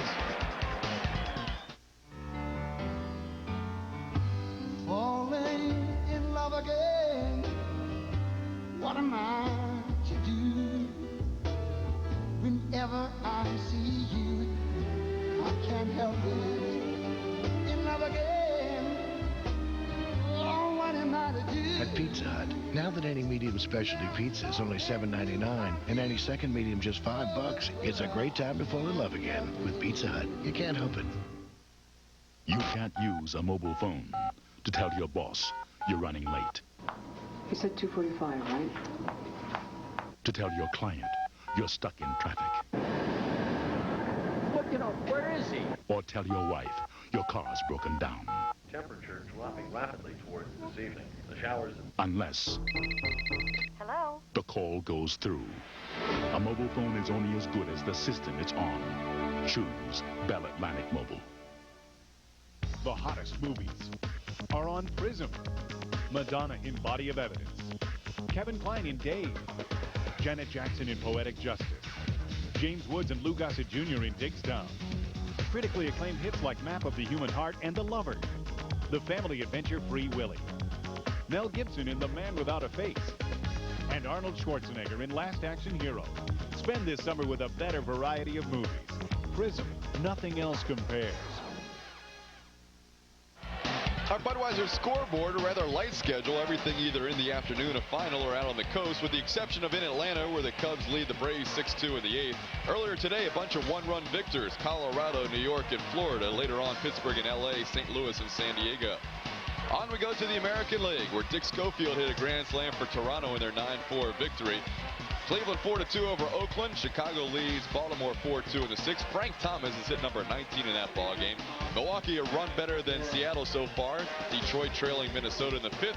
Kansas City 3, New York 1 in the 5th, and Texas over Boston 1-0 on a Jose Canseco home run.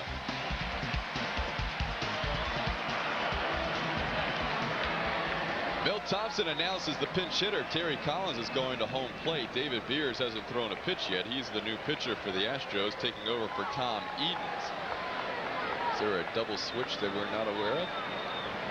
I don't see anybody. I was just wondering whether he's going to bring in the left-hander. Now Hampton. I mean, this guy's doing a lot of managing the last 2 nights, that's for sure. All he did was wait for the Phillies to show Thompson, and now they're going to make a double switch with Finley and Hampton coming in. Steve Finley will come in as part of a double switch. Quite an outing for David Beers. He warmed up very nicely. Now that's Tom Edens still. Excuse me. Edens was still out there. No, so that's what it was. Beers was never into the game, so he does not waste a pitcher. Mike Hampton will be the left-hander to face the pinch hitter, Milt Thompson. Yeah, he was just waiting for Phillies only have one left-handed hitter left, and that, of course, is Milt Thompson. Once Fergosi brought him out, then he decided to go with a double switch, bringing Finley in the game and the pitcher, the left-hander, Hampton. James Mouton will play in right, so Kevin Bass leaves the game. Steve Finley will bat at the number 9 spot. And the new pitcher is the young left-hander Mike Hampton, who will bat at the number 2 spot. We'll come back to talk about the 21-year-old next. Aunt Carmela's gonna love you. I hope she loves my cooking. I'm here. Aunt Carmela, this is Susan. Smells like you've been cooking all day. Now, I'm not one to give advice, but why cook all day for great Italian? Use Cento. They make everything you need for great Italian. Where can I put these? Anywhere there's room. What a lovely girl. Cento, quality products for quick and delicious Italian. It comes specially equipped with dual airbags, cruise control, air conditioning, 4-speaker AM/FM cassette stereo, and power accessories like luxury sedans costing twice the money. The 1994 Nissan Altima GXE. It not only defines what a luxury car should be, it redefines what a luxury car should cost. Lease the Altima for just $750 down and $229 a month for 36 months. Mike Hampton, the new pitcher for the Astros here in the bottom half of the 8th inning. First man he will face is Milt Thompson, pitch hitting for Toby Borland. Hampton misses outside, 1-0. Just 21 years of age, not a rookie. He was with Seattle too long last year. And the Astros really high on this young left-hander. Outside, it's 2-0. Two left-handers now in Thompson and then Dykstra, and Veers, who we tried to get into the game a little while ago, continues to warm up in the bullpen, a right-hander. We'll get him in sooner than later. The 2-0 pitch chopped towards second, should be easy for Biggio, and it is, one away. So Hampton retires Thompson. There's one out, nobody on. Back to the top of the order for Len Dykstra.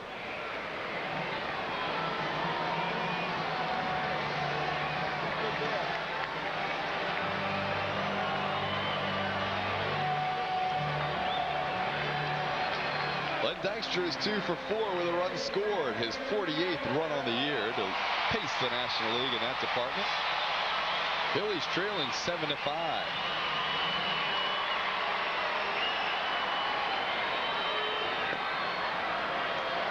Outside, 1-0. Collins had to find a 5th starter in spring training, and Brian Williams ended up winning the role, but Mike Hampton was one of those vying for that 5th spot. 2-0 to count. Hampton's one of the guys that got in the Eric Anthony deal from Seattle. He's another one from that Tampa area, from Brooksville. A lot of great major leaguers that are playing today come from that Tampa area. As you said, they're very high on Hampton. He's young. He's only 22. Actually, he's 20. They list him at 22, but he was born in September of '72, so I think that's a misprint. Yeah, he's 21. Yeah. Will turn 22 later in the year. Right. He and Tiny Felder came over from Seattle. 2-1 pitch is high, 3-1. Well, they thought they could move Eric Anthony because they had Mouton. Hampton was a guy who last year ran into control problems, and Lou Piniella ran out of patience. The Astros were happy to get him. Lenny Dykstra with a 3-1 count. That's a strike. The count goes full. Dykstra has a streak on the line of 14 consecutive games with at least one walk. He has not walked tonight, and he's 2 shy of the National League record. He has a full count.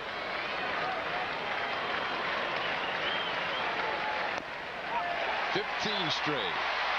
1 shy of the record set by the Cardinals. Jack Clark, he's a 1-out base runner, brings the tying run to the plate as Wheels peeks over to see if Terry Collins is on his way out for a right-hander against Duncan.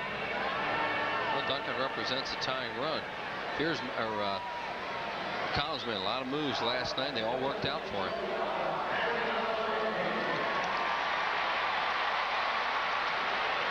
So far, no sign of the rookie manager. Duncan is 1 for 4, singling his last time up, driving home at the time the tying run.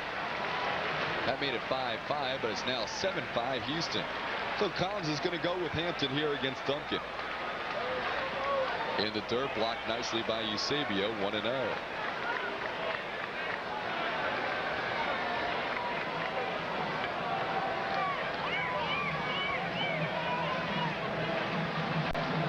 I think Hampton eventually is going to be a starter on this team. And if the inevitable happens and Mitch Williams is released, which everybody has been talking about, then Hampton will move towards the later inning role as the left-handed, if not closer, setup man / closer. It's 2-0. You can see why he's had control problems. He looks like he has a little tendency to open up and overthrow. He throws hard. I mean, you can see his shoulder flew open on that pitch. Then he was just trying to overthrow, and he wound up overthrowing the pitch.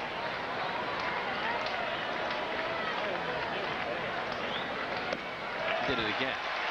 You can see that right shoulder really open up, and as a result, the ball sails high because he's probably just trying to throw it too hard. Mel Stoudemire checking on the status of David Pierce, who has been loosening. Terry Collins is a fidgety manager as he bites his nail. Astros lead 7-5. Phillies have a runner aboard. There's a 3-0 pitch poured down the middle. It's 3-1. Mariano Duncan with a chance to win last night's ball game. Came up with the bases loaded and 2 outs. Brewers retired by John Hudak. 3-1 pitch, base hit into right field. Len Dykstra will stop at second. The Phils have the tying runs aboard on the base hit by Mariano Duncan. Now with Ricky Jordan coming up, you would think that they're going to make a pitching change. And by the way, Darren Dalton is due to bat after Jordan, and Mitch Williams has just gotten up in the bullpen. There is Mitchell. Pretty outspoken last night after the game was the Wild thing. Here's a look at Mariano Duncan's base hit to right. Good hitting by Mariano. 3-1, looking for the ball away, and hits it to right field. Collins is staying put. First and second, 1 out. He's going to go with the young left-hander Hampton. We can't get that Veers in the game, can we? No, we already had him in, and he's still not in. Dykstra at second, Duncan on first. Good base runners. Ricky Jordan, who is 0 for 4. He throws the bat into the crowd and swings and misses in the process. Fortunately, all those fans who have the grasp on the bat got out of the way, so no one's injured. Now they want to get the bat back for Ricky Jordan, who wants to use it, and then the Phillies will certainly send him another bat. We've seen this happen a million times. A crowd will boo, and then the new bat will come out. But who gets the bat of those 4 that had their hands up? They look like they're playing old choose 'em up games you used to play when you were a kid. And there's the obligatory boo as the bat is handed back. Ricky picks one out to hand to the crowd. Yeah. And now the cheers will come up as the bat goes back. A time-honored ritual. But who gets the bat? We still don't know. So now these guys have to decide who gets it. Ricky is putting some pine tar wisely on the new bat. The usher's going to say, no, who gets this thing? This was an off-speed pitch and got Jordan way out in front, and here comes the helicopter. Look out, incoming. Wow. Thank goodness everybody got out of the way. Back to the action, 0-1 to Ricky Jordan. 2 runners on, 1 out. 7-5 ball game, bottom half of the 8th inning. That was a pretty good pitch he threw him too, because Ricky Jordan's looking for a fastball to really drive in that situation. They off-speeded him, got him way out front. Ricky had an 8-game hitting streak snap last night, 0 for tonight. Swing and a miss. Almost came out of his shoes with that swing. 0-2.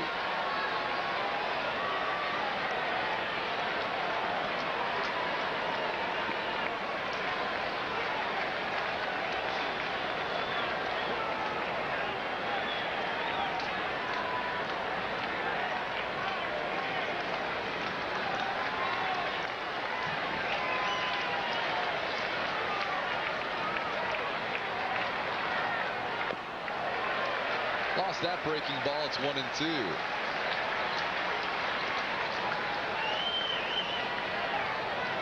Both bullpens have double barrel action. Bob Wells and Doug Jones throwing for the Phillies. Mitch Williams and Dave Veers throwing for the Astros. 1 ball and 2 strikes on Ricky Jordan. Breaking ball stays alive. Ricky loves the ball up. I mean, he is a high ball hitter, but that one was even a little too high for him, I think. Who got the bat? That gentleman did. And the kid with the fanatic dog. I think he's the one whose seat was where the bat landed, so that's probably fair. Ball and 2 strikes on Jordan. Ground ball towards short, could be 2. Hesitation for 1, but they get the relay. Double play. Stankiewicz to Biggio to Bagwell. That'll do it for the Phils here in the 8th. We head to the 9th, 7-5 Houston. Ford dealers have a system for repairs, starting with the service advisor. Okay. He's the main customer contact in diagnosing problems and getting the job done. We'll get this car. He can help save you time. He can help save you money. And you can find him here. Quality care, where the quality continues. For service, see your Quality Plus Ford dealer. And while you're there, test drive the new Ford Windstar.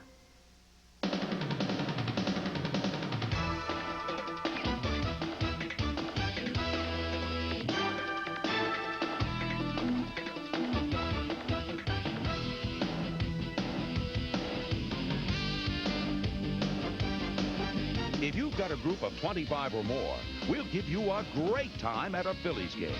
For all the details about a special package for your group at a Phillies game, call 463-5000.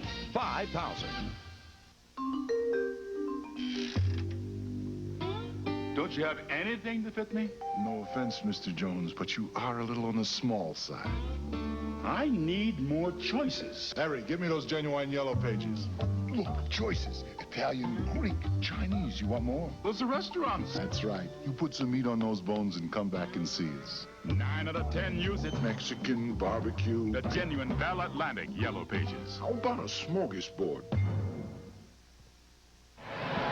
Phillies had a chance first and second with one out, and this is what happened. Looked like a breaking ball, and Ricky Jordan just got out in front a little bit and hooked it to the shortstop. That's a dead double play ball. No problem for the Astros to turn that one and get out of the inning.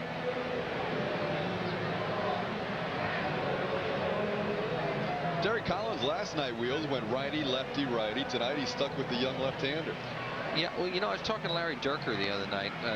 He's one of the broadcasters for the Astros and was a tremendous major league pitcher, and he said that the Astros are at the point right now where they're going to have to find out some of these young guys that they have in their bullpen, Hampton being one of them, are ready to get into some pressure situations and get their ball club out of it.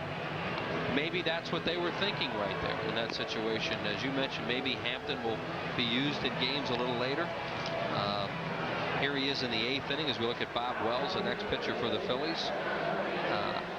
And he used him to get out of that jam, and that's got to be a big confidence booster for a 21-year-old left-hander.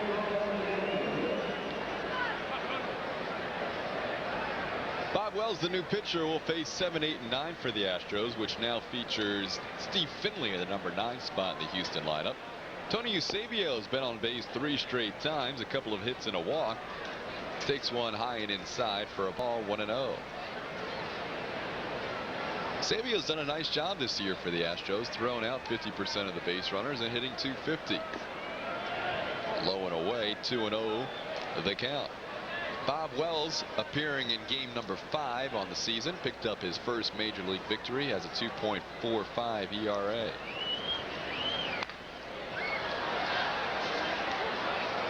That victory came on May 21st against the Mets. Let's take a look at the Astros right-hander Todd Jones, who's the only member of the bullpen to not appear in last night's game. Wells misses low as 3-1. Bob last appeared in a game on Wednesday night in St. Louis. Walked the only batter he faced. 3-1 the count to Eusebio. Almost hits him. That's ball 4. So Eusebio, leadoff base runner here for the Astros in the 9th.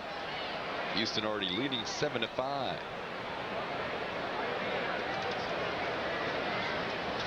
To see Todd Boston at Texas, you gave the scoreboard. Texas pitcher Bruce Hurst has a no-hitter through 6 innings. There's a guy who's come back from the dead almost with all kinds of arm problems. He started the year on the disabled list. It's good to see a guy like that make a return, and a strong return tonight. 6 no-hit innings thus far for Bruce Hurst for the Rangers. That game's at the ballpark. Is that at Texas? Yes. And a long rain delay down there last night. Be interesting if that game was at Fenway with Bruce Hurst. 1-0 the count to Andy Stankiewicz. Yeah, Hurst had a nice career with the Red Sox. Speaking of other games in the National League, with the Reds losing earlier today to the Mets, the Astros have a chance to be tied for first in the brand new National League Central after tonight. Yeah, the Astros are going to have something to play for all year in that division. I think with Cincinnati Houston, and St. Louis. You're going to have 3 teams that should have a heck of a chance to hang around all year. Astros and Terry Collins have had a nice road trip. They won 2 out of 3 from Atlanta, winning the first and last game at Fulton County Stadium. Won the first game here last night and are leading 7-5 tonight. Terry Collins is a guy they hired when it appeared that Bob Boone was going to get the job down in Houston. In fact, Boone was a finalist. Boone thought he had the job, and then Terry Collins came in. He had several interviews, and they wound up picking Collins over Boone at the last minute. 2-1 the count to Stankiewicz. He's 2 for 4 with a couple of singles. There goes the runner.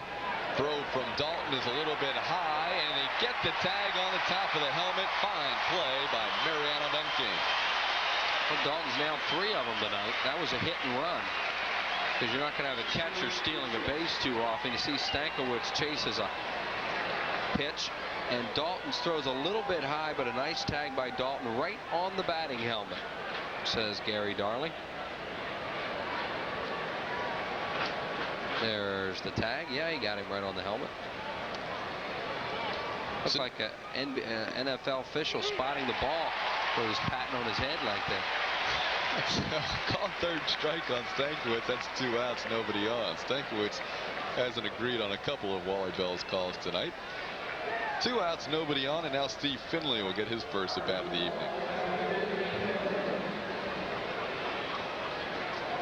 Finley continues to have appeared in every game this year. Did not start tonight. They had Mouton in center. But Finley's now played in all 48 of the Astros contests. Takes it outside for a ball, 1-0. Finley batting at .267, 8 home runs, represents a career high already, and we haven't even reached June. Ties his career high. 1 ball and 1 strike. Well, in the Phillies' ninth, they stay down by 2 runs. They'll have 4, 5, and 6. Darren Dalton, Pete Incaviglia, and Jim Eisenreich.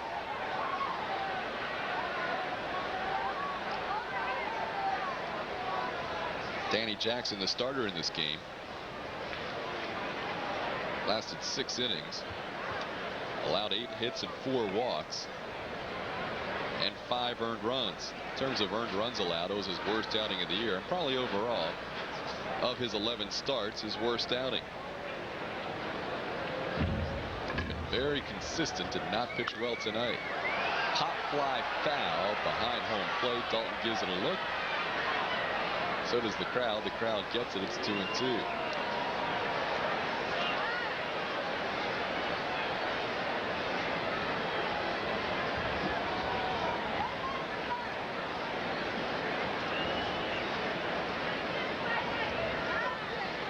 You would think that with Dalton and Eisenreich, 2 of the 3 hitters scheduled to bat in the ninth, that you might see Williams, but he has not been loosening here in the ninth. Maybe a result of some post-game comments last night. Well, you have Hampton still in the game, left-hander. Dalton leading it off left, and then Incaviglia. If Dalton were to get on, you might see a right-hander come in to pitch to Incaviglia. We shall see. Inside, 3-2 the count to Steve Finley.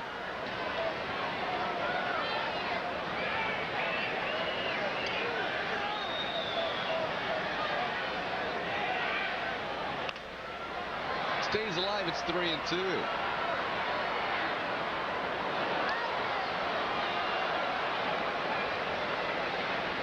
Both teams with 13 hits. It's getting late.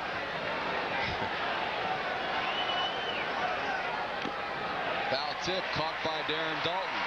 So the Phils will head to their half of the ninth, trailing by 2. 7-5 Houston. Now, over time, cars that can benefit from higher octane can benefit from new Clean System 3 Power Plus and Power Premium gasolines. 2 choices with an advanced system of engine cleaning that works over time for the highest performance, lower emissions, and improved mileage, changing what gasoline can do. New Clean System 3 Power Plus and Power Premium from Texaco. Give us 60 days and watch what can happen. It's got a new cover, it's got a new name, but on the inside, it's exactly the same. It's the real fine, genuine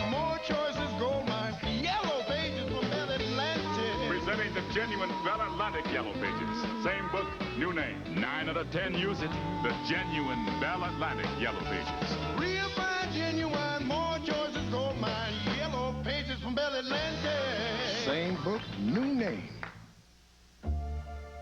It comes specially equipped with dual airbags, cruise control, air conditioning, 4-speaker AM/FM cassette stereo, and power accessories like luxury sedans costing twice the money. The 1994 Nissan Altima GXE. It not only defines what a luxury car should be, it redefines what a luxury car should cost. Lease the Altima for just $750 down and $229 a month for 36 months. You don't want to be all wet? Come get a free beach towel featuring the NL Championship logo for kids 14 and under. Compliments of MAB Paints when the Phillies take on Houston and the Wild Thing. Sunday, May 29th, 1:35. Call 463-1000.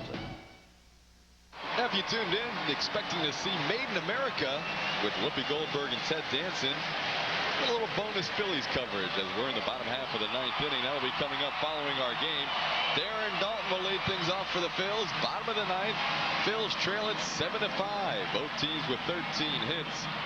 Todd Jones, the right-hander, continues to loosen as the young 21-year-old left-hander Mike Hampton starting the inning off against Darren Dalton, who is 1 for 4. Chops a foul off his foot, 0-1. These two faced each other last night in a 1st and 3rd 1-out situation. Hampton got Darren Dalton to fly out to center field, shallow enough that Larry Boa held the runner on a 3-2 breaking ball. Yeah, there's no way Boa could try and score a run in that situation last night when you're down by 2.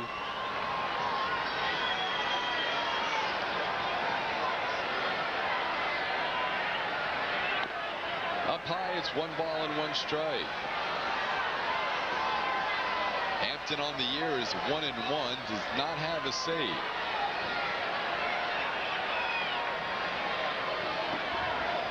Outside, 2-1.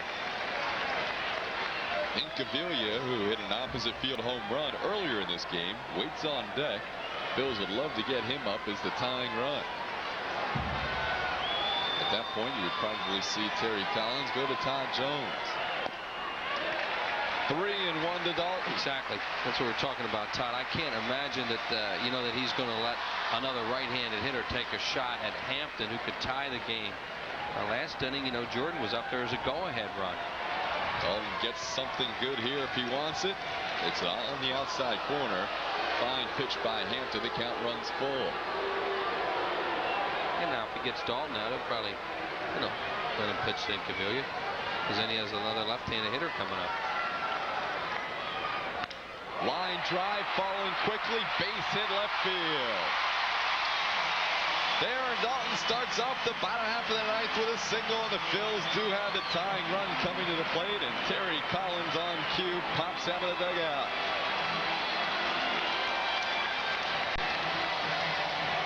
We're going to see, he hasn't made the motion yet, but we're going to see more than likely Todd Jones, and yes, he has made the call. Here comes the right-hander Jones. Hampton lasts an inning plus 1 batter. In comes Todd Jones. Phils trail it by 2. Their hottest hitter is due up.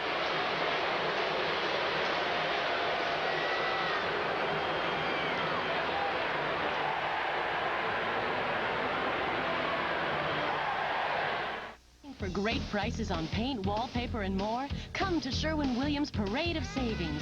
Right now, Classic 99 Interior Flat is on sale, just $12.99 a gallon. And A100 Exterior Flat is only $13.99 a gallon. We have thousands of new wallpaper patterns on sale, too. It's all here, plus friendly advice at your neighborhood Sherwin-Williams store. America's place for paint. Come in for a real parade of savings. Sherwin-Williams. Retirement? I'm too young to be worried about retiring. I'm set. I've been socking away a little of my paycheck every month. The same company for almost 20 years. They'll take care of me. You bet I got my nest egg covered. In these uncertain financial times, turn to Nationwide Financial Services for a wide range of investment alternatives, most of which are tax advantaged. Because someday soon, the quality of your life may depend on the quality of your investments. New pitcher for the Astros is 25-year-old right-hander Todd Jones. 6'3", 200-pounder. Who was selected in the June '89 draft as a supplemental pick as compensation for one Nolan Ryan being a free agent. Crowd just booed the announcement of Todd Jones, and I'm sure Todd knows it's nothing personal, but the crowd wants Mitch in the game. Mitch, by the way, we referred to post-game comments, referred to the Astros as them last night. He's still got the warm-up jacket on, but it looks like he wants to loosen. It looks like they don't want him to loosen. I would concur with that. Todd Jones will face the red-hot Inkman, Pete Incaviglia. He has homered in 5 out of his last 6 ball games, including tonight. His last time up, he hit a deep fly to right field.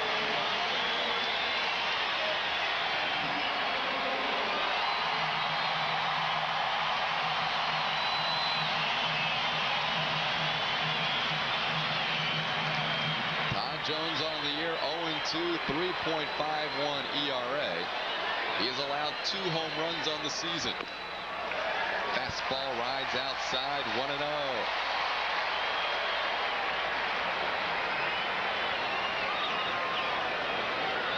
Jones is a hard thrower. Inky loves the fastball. Line drive, hit well to right center field. Finley on the move, makes a great running catch. He tracked that ball down in right center field, and Incaviglia is robbed of extra bases. A great example of what defense does for you. I mean, Incaviglia can't believe that ball was caught. He hit it well in the gap in right center. It was tailing away from Finley, and Finley is an outstanding outfielder. Just came into the game, remember, in the late innings, ran it down. Good play by Finley, one of the best defensive center fielders in the league.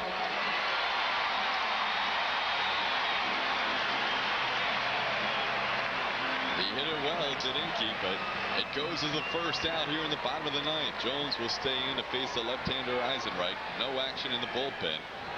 Low for a ball, 1-0.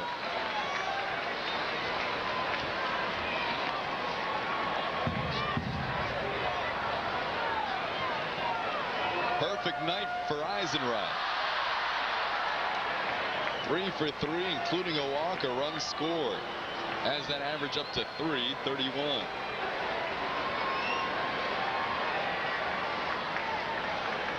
Bills trail it by 2. Todd Jones looking for a save. This year he does not have one. He's 0-2. Outside, 2-0. A little bullpen by committee working right now for Terry Collins. He used Hudek last night. Hudek was in the game the night before in Atlanta, so at this point not in here yet. Foul, back to the screen, 2 balls and a strike. Jones has had 3 save opportunities this year. He's 0 for 3.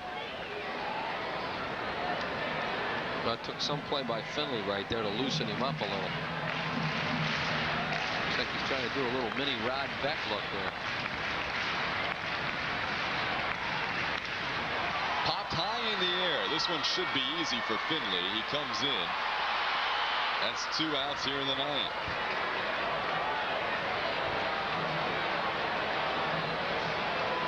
Jones does have 2 saves in his career, both coming last year. One of them against the Phillies here in September.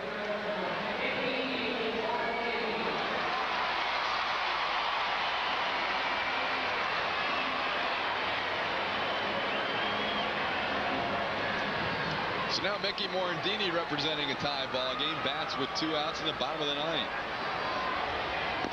First pitch is a called strike.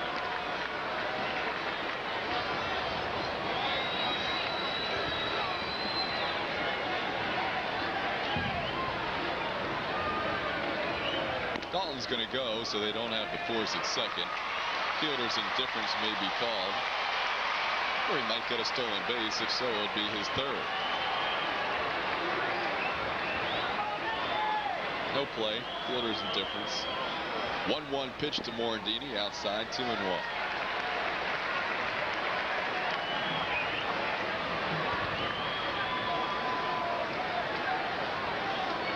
Phillies have out-hit Houston 14-13, but trail at 7-5 down to their final out. 2-1 pitch. Fly ball the other way. Gonzalez, a long run towards the gate and left, makes the catch just in front of the gate, and that'll do it. The Astros win it 7-5. So Todd Jones picks up his first win of the year, or excuse me, his first save of the year. Saves it for Brian Williams. Astros win it 7-5. They have won the first two in this Memorial Day weekend series with the Phils, and we'll come back to talk about it next. It was for immigrants and their children and their dreams. It was for families, for new beginnings. And today, there's still just one reason why we always do our best. It's for you. Mellon PSFS.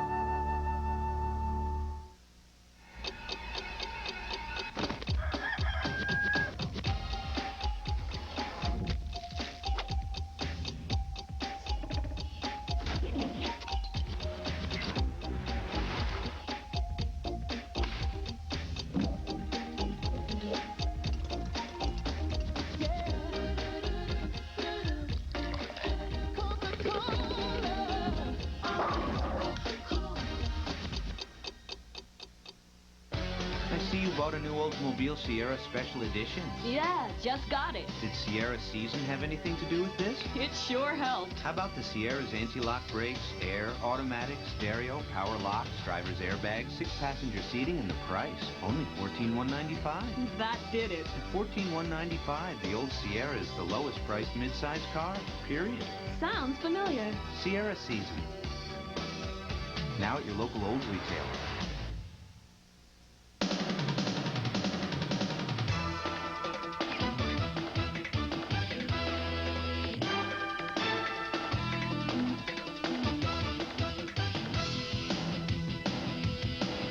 It's like having a Phillies ticket window come right to your home. Call 463-1000 and reserve your tickets in advance. No rushing, no waiting, no hassle. 463-1000. It's like having a Phillies ticket window right in your home. Second straight two-run victory for the Astros here at the Vet. Tonight the final 7-5. 27 hits in all. A lot of men left on base, 11 for each side. And our Texaco star of the game tonight, he doubled to lead things off in the 7th, scored the go-ahead run, then came up in the 8th inning with a runner on second base and 2 outs and knocked in the insurance run. He is Jeff Bagwell. He scored and knocked in a lot of runs this year. He's in the top 5 in the National League in both categories. Here driving home Craig Biggio. That made it 7-5. That was our final, and Jeff Bagwell is tonight's Texaco star of the game. We'll come back and talk a little more about this 7-5 Astros win right after this.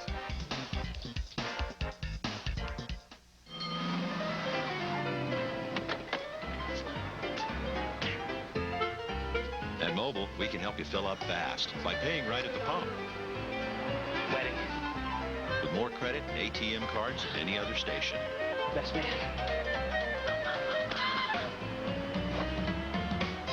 So you can pull up, pump up, pay up, and still get to the church on time. Mobile. How can we help you? Where am I now? This isn't the movies anymore, Jack. Please be careful. Things look different here. Damn it, things hurt. Arnold Schwarzenegger is Jack Slater. This hero stuff has its limits. And Jack Slater is... Everybody down! Now! the last action hero. I'll be back.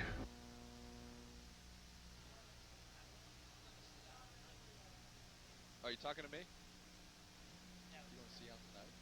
Tonight's Prism exclusive, the Phillies and the Houston Astros, has been brought to you by Bud Light. If you want great taste that won't fill you up and never let you down, make it a Bud Light. By your local Sherwin-Williams paint stores. The pros know Ask Sherwin-Williams, an official sponsor of Major League Baseball. By Bell Atlantic Yellow Pages. The Yellow Pages 9 out of 10 people use the genuine Bell Atlantic Yellow Pages. By Cento, trust your family with our family.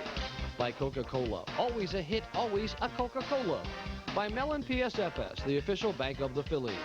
By the Pennsylvania State Lottery, lottery proceeds benefit older Pennsylvanians. By Texaco, introducing new clean System 3 gasoline from Texaco. Give us 60 days and watch what can happen. By Oldsmobile, it's a tradition. Enjoy the American favorites, Phillies Baseball and Oldsmobile, featuring special edition value pricing at your local Oldsmobile retailer. And by Independence Blue Cross and Pennsylvania Blue Shield, for 56 years, the health insurance company you can lean on.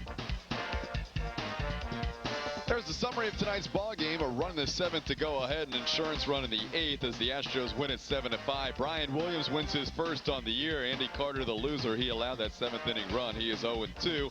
Todd Jones with his first save on the season, his third in 2 years. And Pete Incaviglia with the game's only home run, his 5th in 6 ball games. Next time we're on Prism, June 9th, first of 3 in a row with the Central St. Louis Cardinals. Game time is 7:30.